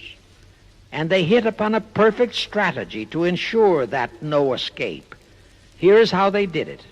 In 1943, in the midst of the war, they prepared the framework for the United Nations, and it was handed over to Roosevelt and our State Department to be given birth by Alger Hiss, Pasvolsky, Dalton Trumbo, and other American traitors, thus making the whole scheme a United States baby. Then, to fix our parenthood, New York City was to become the nursery for the monstrosity. After that, we could hardly walk out on our own baby, now could we? Anyway, that's how the conspirators figured it would work, and so far it has. And the liberal Rockefeller donated the land for the United Nations building. The United Nations Charter was written by Alger Hiss, Pasvolsky, Dalton Trumbo, and other CFR stooges. A phony so-called UN conference was set up in San Francisco in 1945. All the so-called representatives of 50-odd nations gathered there, promptly signed the charter, and the despicable traitor Alger Hiss flew to Washington with it, elatedly submitted it to our Senate, and the Senate, elected by our people to safeguard our security, signed the charter without so much as reading it. The question is, how many of our senators were even then traitorous stooges of the CFR? Anyway, it was thus that the people accepted the United Nations as a holy of holies and enabled traitor Earl Warren to virtually destroy our Constitution by basing all his traitorous decisions on the UN Charter, thus making that charter virtually our law of the land. However, for all the dirty work that had to be done to solidify the UN, the new housing of the one world plot, they still required the aid of our leaders in Washington. So now I will emphasize the fiendish cleverness of the CFR masterminds. To the vast majority of the American people, our foreign policy for many years has been a complete enigma. Most of us simply can't understand why this great nation is seemingly floundering so helplessly in the art of diplomacy. We can't understand why our leaders are seemingly so confused and bewildered in all their dealings with Moscow, France, and other nations, and with the UN. We always hear them proclaiming that in view of our overwhelming economic and military superiority, we must always lead from strength. Yet at all the summit meetings and conferences, they cringe and stammer and stutter, and so to speak, come out with their tails between their hind legs. We can't understand the foreign aid to Tito, an avowed enemy, to Poland, an avowed enemy, to all the avowed communist nations. We can't understand why the expenditure of hundreds of billions of dollars has failed to slow down, let alone stop, the march of communism. We are perplexed by the seeming ineptness of the State Department, the Defense Department, the CIA, the USIA, of all our federal agencies. Again and again and again we have been startled, shocked, bewildered, and horrified by their mistakes in Berlin, in Korea, in Laos, in Katanga, in Cuba, in Vietnam. Mistakes that always favor the enemy, never the United States. Under the law of averages, they should have made at least one or two mistakes in our favor, but they never did. What's the answer? The answer is the CFR and the parts played by their subsidiaries and stooges in Washington. Thus we know that complete control of our foreign relation policy is the key to the success of the entire Illuminati one-world plot. Here is the further proof. Earlier, I fully established that Schiff and his gang had financed the Lenin-Trotsky-Stalin takeover of Russia and fashioned its communist regime into becoming their chief instrument to keep the world in turmoil and to finally terrorize all of us into seeking peace in a UN one-world government. But the conspirators knew that the Moscow gang could not become such an instrument until and unless the whole world would accept the communist regime as the legitimate, de jure government of Russia. Only one thing could accomplish that: recognition by the United States. The conspirators figured that the whole world would follow our lead, and that's when the Wilson flop very nearly wrecked the entire plot. Throughout the following 3 Republican administrations, the CFR pulled every trick in their bag to induce Harding, Coolidge, and Hoover to grant that recognition, but all 3 refused. As a result, in the late 1920s, the Stalin regime was in dire straits. Despite all purges and secret police controls, the Russian people were growing more and more restive. It is a matter of record, admitted by Litvinov, that during 1931 and 1932, Stalin and his whole gang were always packed and ready for instant flight. Then in November 1932, the conspirators achieved their greatest coup. They landed Franklin Roosevelt in the White House. Crafty, unscrupulous, utterly without conscience, that charlatan traitor turned the trick for them. Without even asking consent of Congress, he unlawfully proclaimed recognition for the Stalin regime. That did it. And exactly as the conspirators figured, the whole world did follow our lead. Automatically, that squelched the previously growing resistance movement of the Russian people. That automatically launched the greatest menace the civilized world has ever known. The rest is too well known to need repeating. We know how Roosevelt and his traitorous State Department kept building up the communist menace right here in our own country, and thus throughout the world. We know how he perpetrated that Pearl Harbor atrocity for his excuse to hurl us into World War II. We know all about his secret meetings with Stalin at Yalta and how he, with Eisenhower's help, delivered the Balkans and Berlin to Moscow. And last, but by no means least, we know that 20th century Benedict Arnold not only dragged us into that new corridor, the United Nations, into one world government, but actually schemed all the arrangements to plant it within our country. In short, the day that Roosevelt entered the White House, the CFR conspirators regained full control of our foreign relations machinery and firmly established the United Nations as the housing for the Illuminati one world government. I wish to stress one other very vital point. That Wilson League of Nations flop brought Schiff and his gang to the realization that control of just the Democratic Party was not enough. True, they could create a crisis during the Republican administration, as they did in 1929 with their Federal Reserve manufactured crash and depression, which would bring another Democrat stooge back into the White House. But they realized that a 4-year disruption in their control of our foreign relation policies could play havoc with the progress of their conspiracy.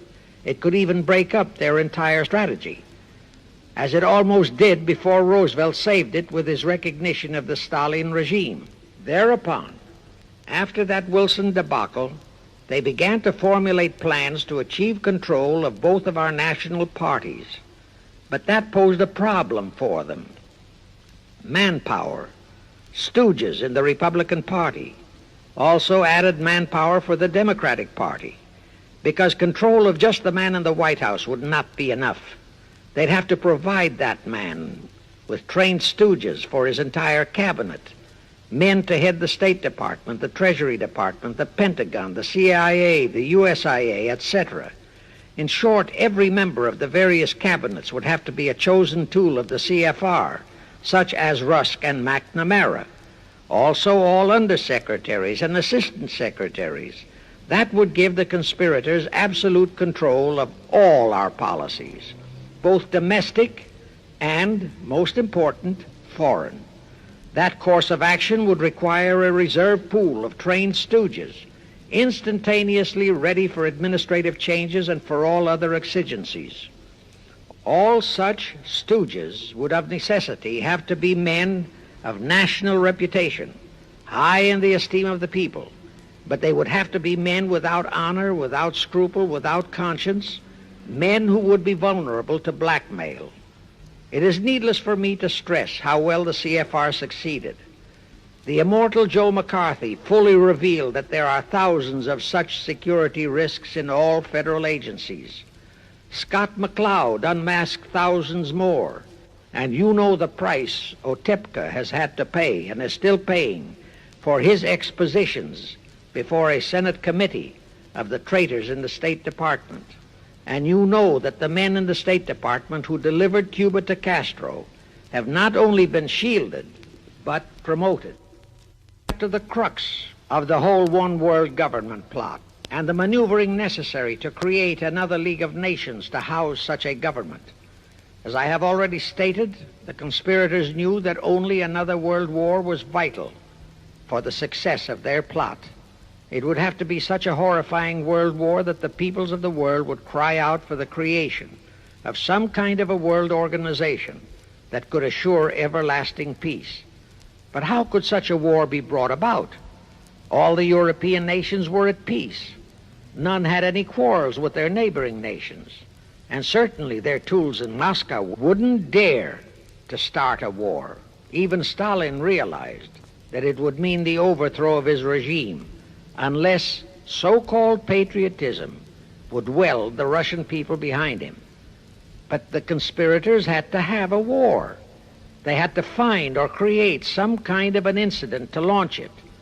And they found it in a little inconspicuous and repulsive little man who called himself Adolf Hitler. Hitler, an impecunious Austrian house painter, had been a corporal in the German army. He made the defeat of Germany into a personal grievance. He began to rabble-rouse about it in the Munich, Germany area. He began to spout about restoring the greatness of the German Empire and the might of the German soldiery. He advocated the restoration of the old German military to be used to conquer the whole world. Strangely enough, Hitler, the little clown that he was, could deliver a rabble-rousing speech, and he did have a certain kind of magnetism. But the new authorities in Germany didn't want any more wars, and they promptly threw the obnoxious Austrian house painter into a prison cell. Aha! Here was the man, decided the conspirators, who, properly directed and financed, could be the key to another world war. So while he was in prison, they had Rudolf Hess and Goering write a book which they titled Mein Kampf and attributed the authorship to Hitler, exactly as Litvinov wrote Mission to Moscow and attributed the authorship to Joseph Davies, then our ambassador to Russia and a stooge of the CFR. In Mein Kampf, Hitler, the pseudo-author, outlined his grievances and how he would restore the German people to their former greatness. The conspirators then arranged for a wide circulation of the book among the German people in order to arouse a fanatical following for him. On his release from prison, also arranged by the conspirators, they began to groom him and finance him to travel to other parts of Germany to deliver his rabble-rousing speeches. Soon he gathered a growing following among other veterans of the war, and that soon spread to the masses, who began to see in him a savior for their beloved Germany. Then came his leadership of what he called his Brown Shirt Army and the March on Berlin. That required a great deal of financing, but the Rothschilds, the Warburgs, and others of the conspirators provided all the money he needed.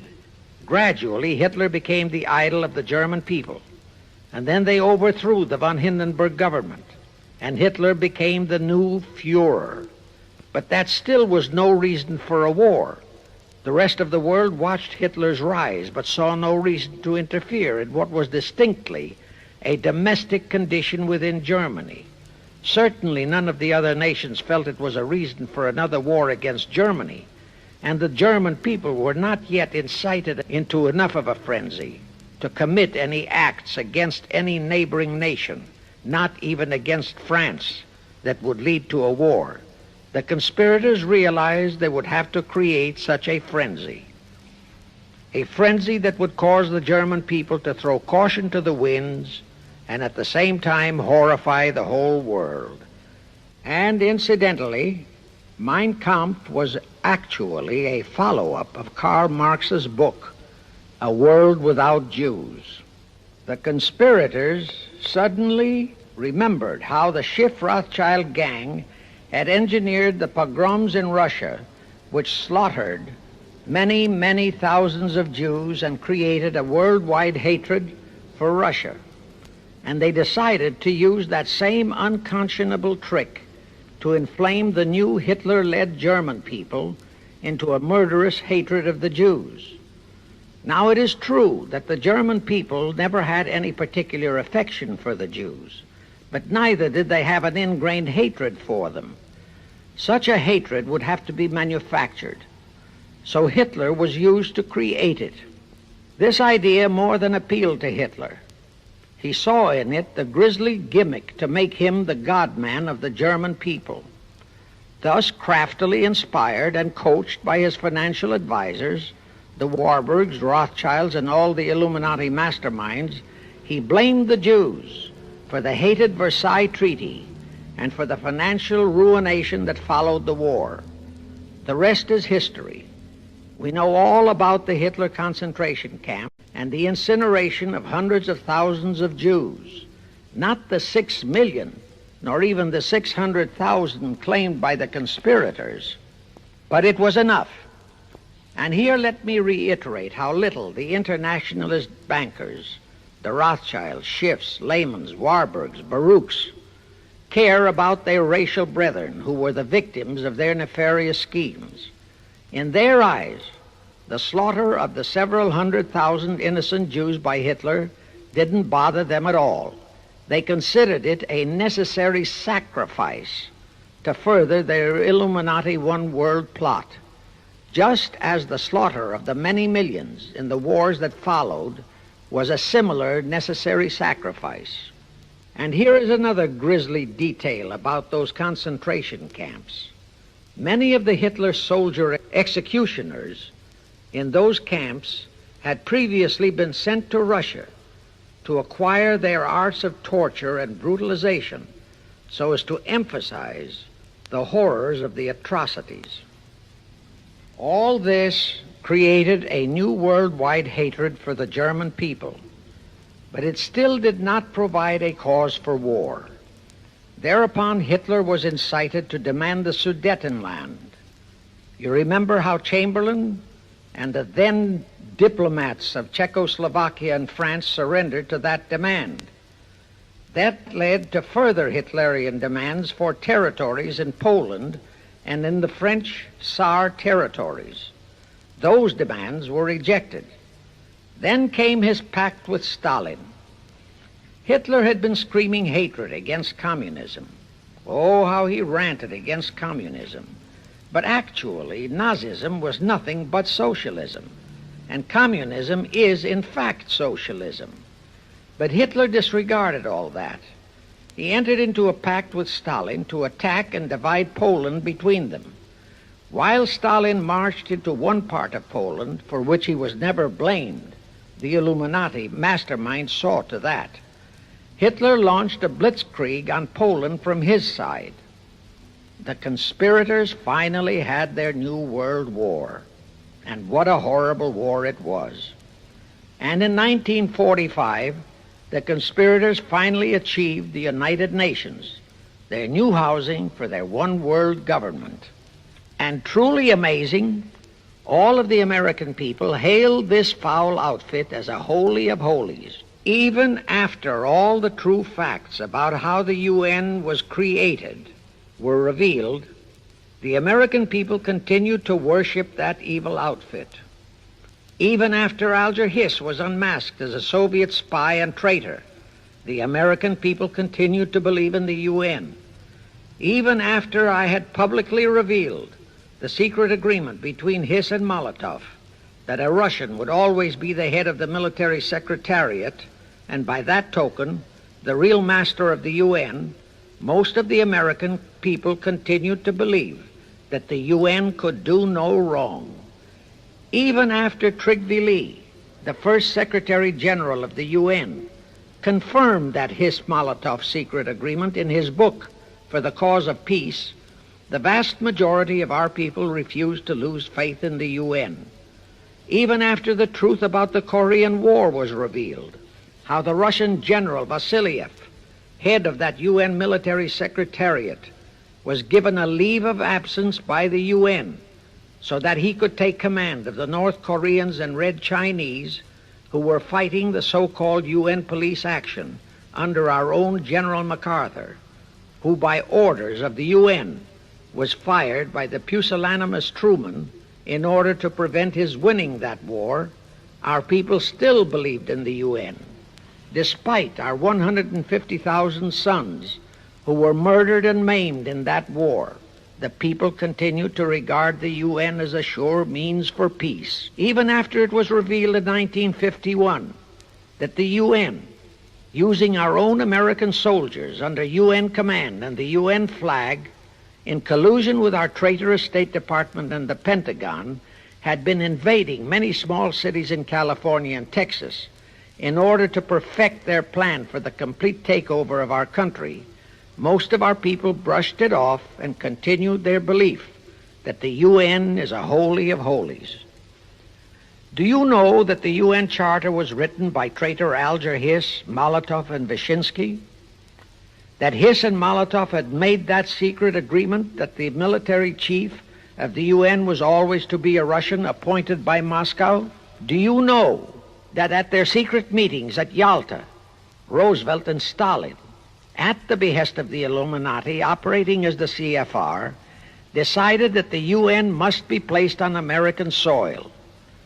Do you know that most of the UN Charter was copied intact, word for word, from the Marx Manifesto and Russia's so-called Constitution?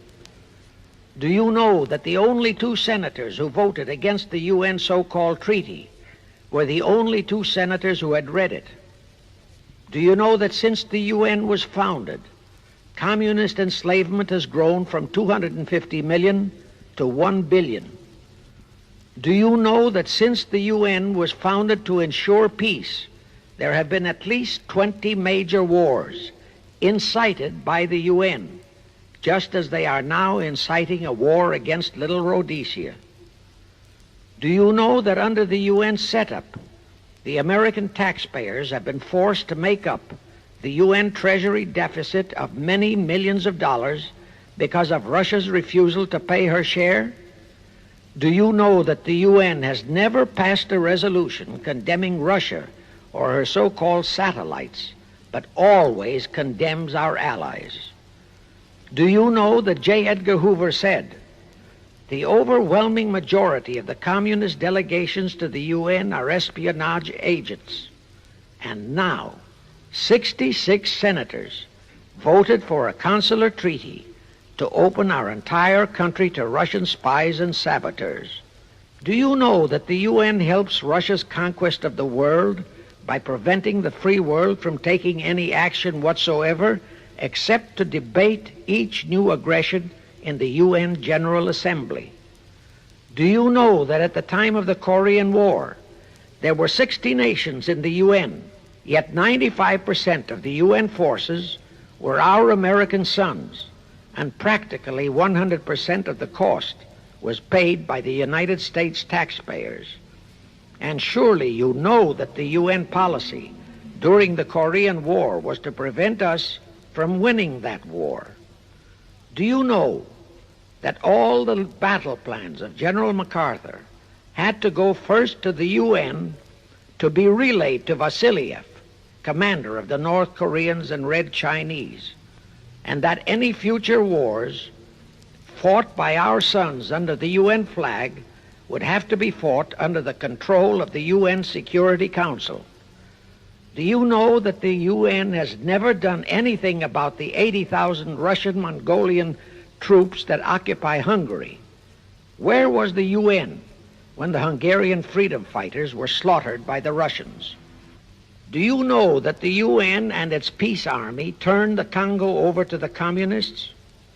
Do you know that the UN's own so-called peace force was used to crush, rape, and kill the white anti-communists in Katanga? Do you know that the UN stood by and did nothing while Red China invaded Laos and Vietnam?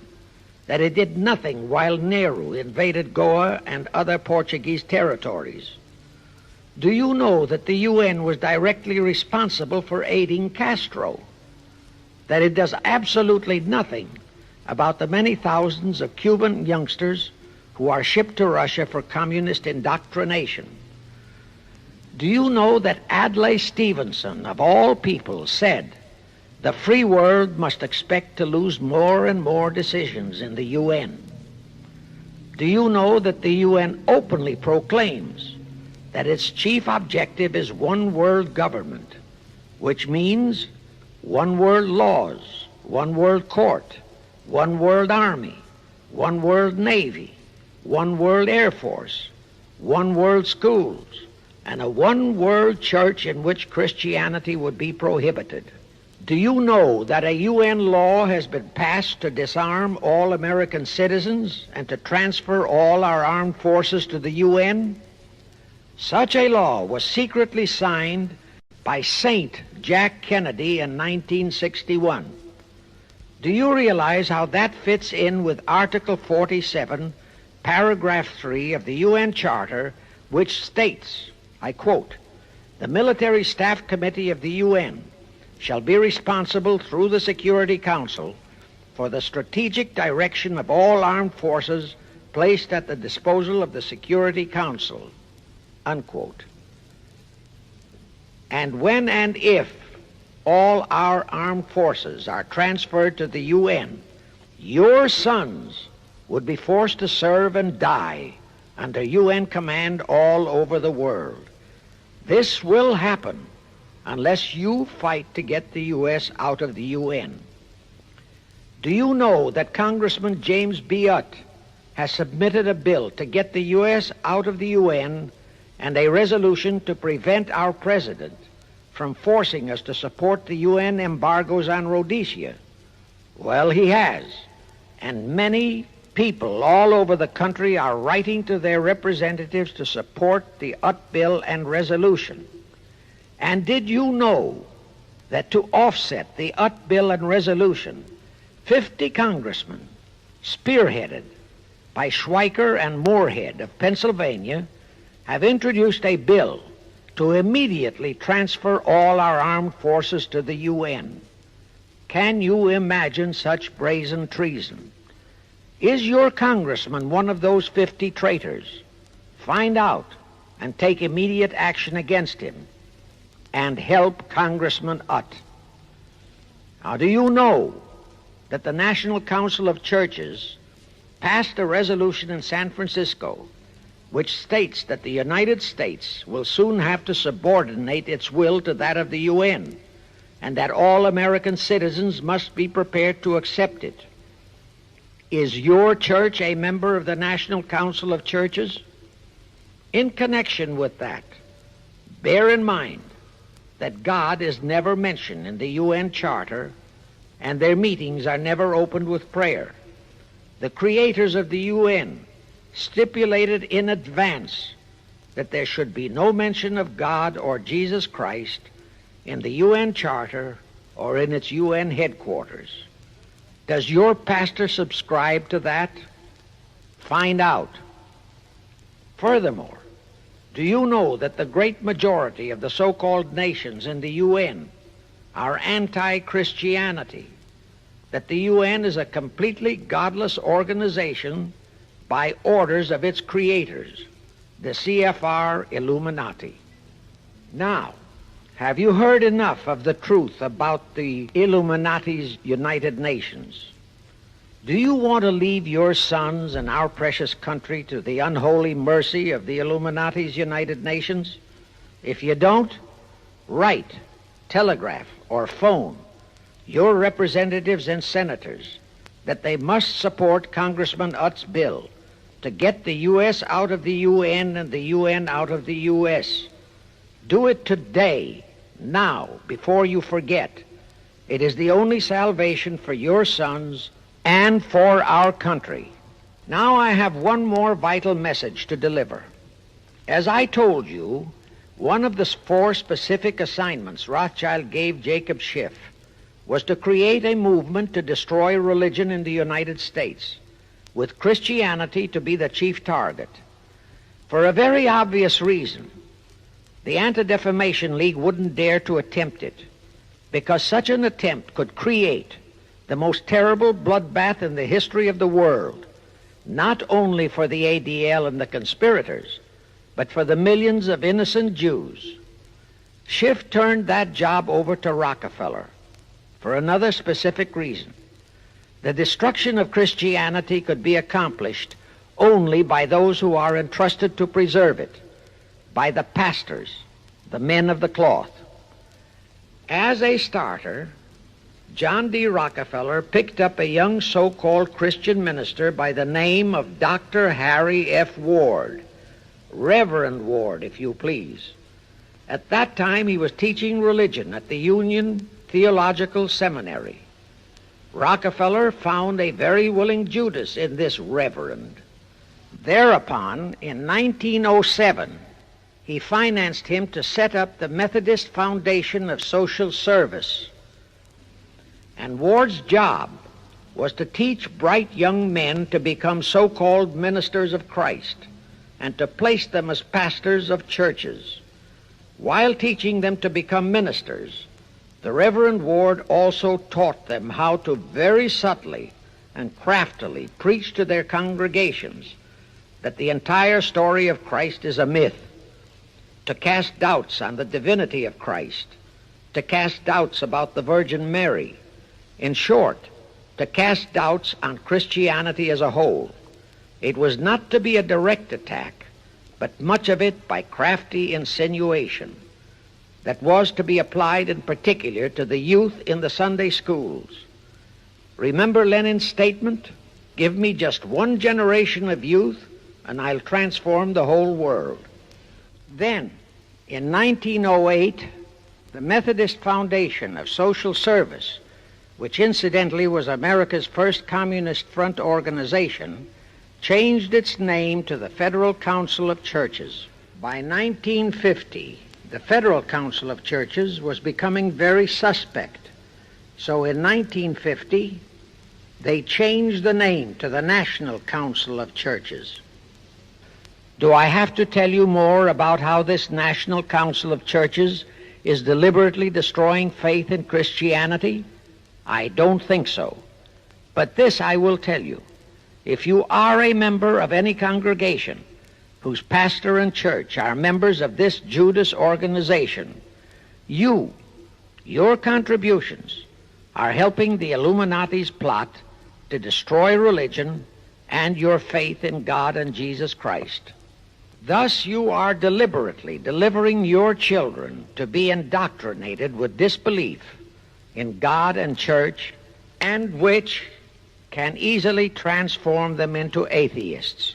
Find out immediately if your church is a member of the National Council of Churches, and for the love of God and your children, if it is, withdraw from it at once. However, let me warn you, that same destroy religion process has been infiltrated into other denominations. If you have seen the Negro March on Selma and other such demonstrations, you have seen how the Negro mobs are led and encouraged by ministers and even Catholic priests and nuns who march along with them. As a matter of fact, the Mormon Church is about the only one I know of that is clean of that kind of Judas infiltration. But of course, there are many individual churches and pastors who are honest and sincere, find one such for yourself and for your children. Incidentally, this same Reverend Harry F. Ward was also one of the founders of the American Civil Liberties Union, a notorious pro-communist organization. He was the actual head of it from 1920 to 1940. He also was a co-founder of the American League Against War and Fascism, which, under Browder, became the Communist Party of the United States. In short, Ward's entire background reeked of communism, and he was identified as a member of the Communist Party. He died a vicious traitor to both his church and country. And this was the man old John D. Rockefeller picked and financed to destroy America's Christian religion, in accordance with the orders given to Schiff by the Rothschilds. In conclusion, I have this to say. You probably are familiar with the story of how one Dr. Frankenstein created a monster to do his will of destroying his chosen victims, but how instead, in the end, that monster turned on his own creator, Frankenstein, and destroyed him. Well, the Illuminati, CFR, has created a monster called the United Nations, who, supported by their minority groups, rioting Negroes, the traitorous mass communications media, and the traitors in Washington, was created to destroy the American people. Well, we know all about that many-headed Hydra monster. We know the names of those who created that monster. We know all their names. And I predict that one fine day the American people will come fully awake and cause that very monster to destroy its creator. True, the majority of our people are still being brainwashed, deceived, and deluded by our traitorous press, TV, and radio, and by our traitors in Washington. But surely, by now, enough is known about the UN to stamp that outfit as a deadly, poisonous rattlesnake in our midst. My only wonder is what it will take to awaken and arouse our people to the full truth. Perhaps this record will do it. 100,000 or 1,000,000 copies of this record can do it. I pray to God it will, and I pray to Him to inspire you, all of you, to spread this story via this record to all loyal Americans in your community. You can do it by playing it to study groups assembled in your homes, at meetings of the American Legion, the VFW, the DAR, all other civic groups and women's clubs, especially the women's clubs who have their sons' lives at stake. With this record, I have provided you with the weapon that will destroy the monster. For the love of God, of our country, and of your children, use it. Get a copy of it into every American home.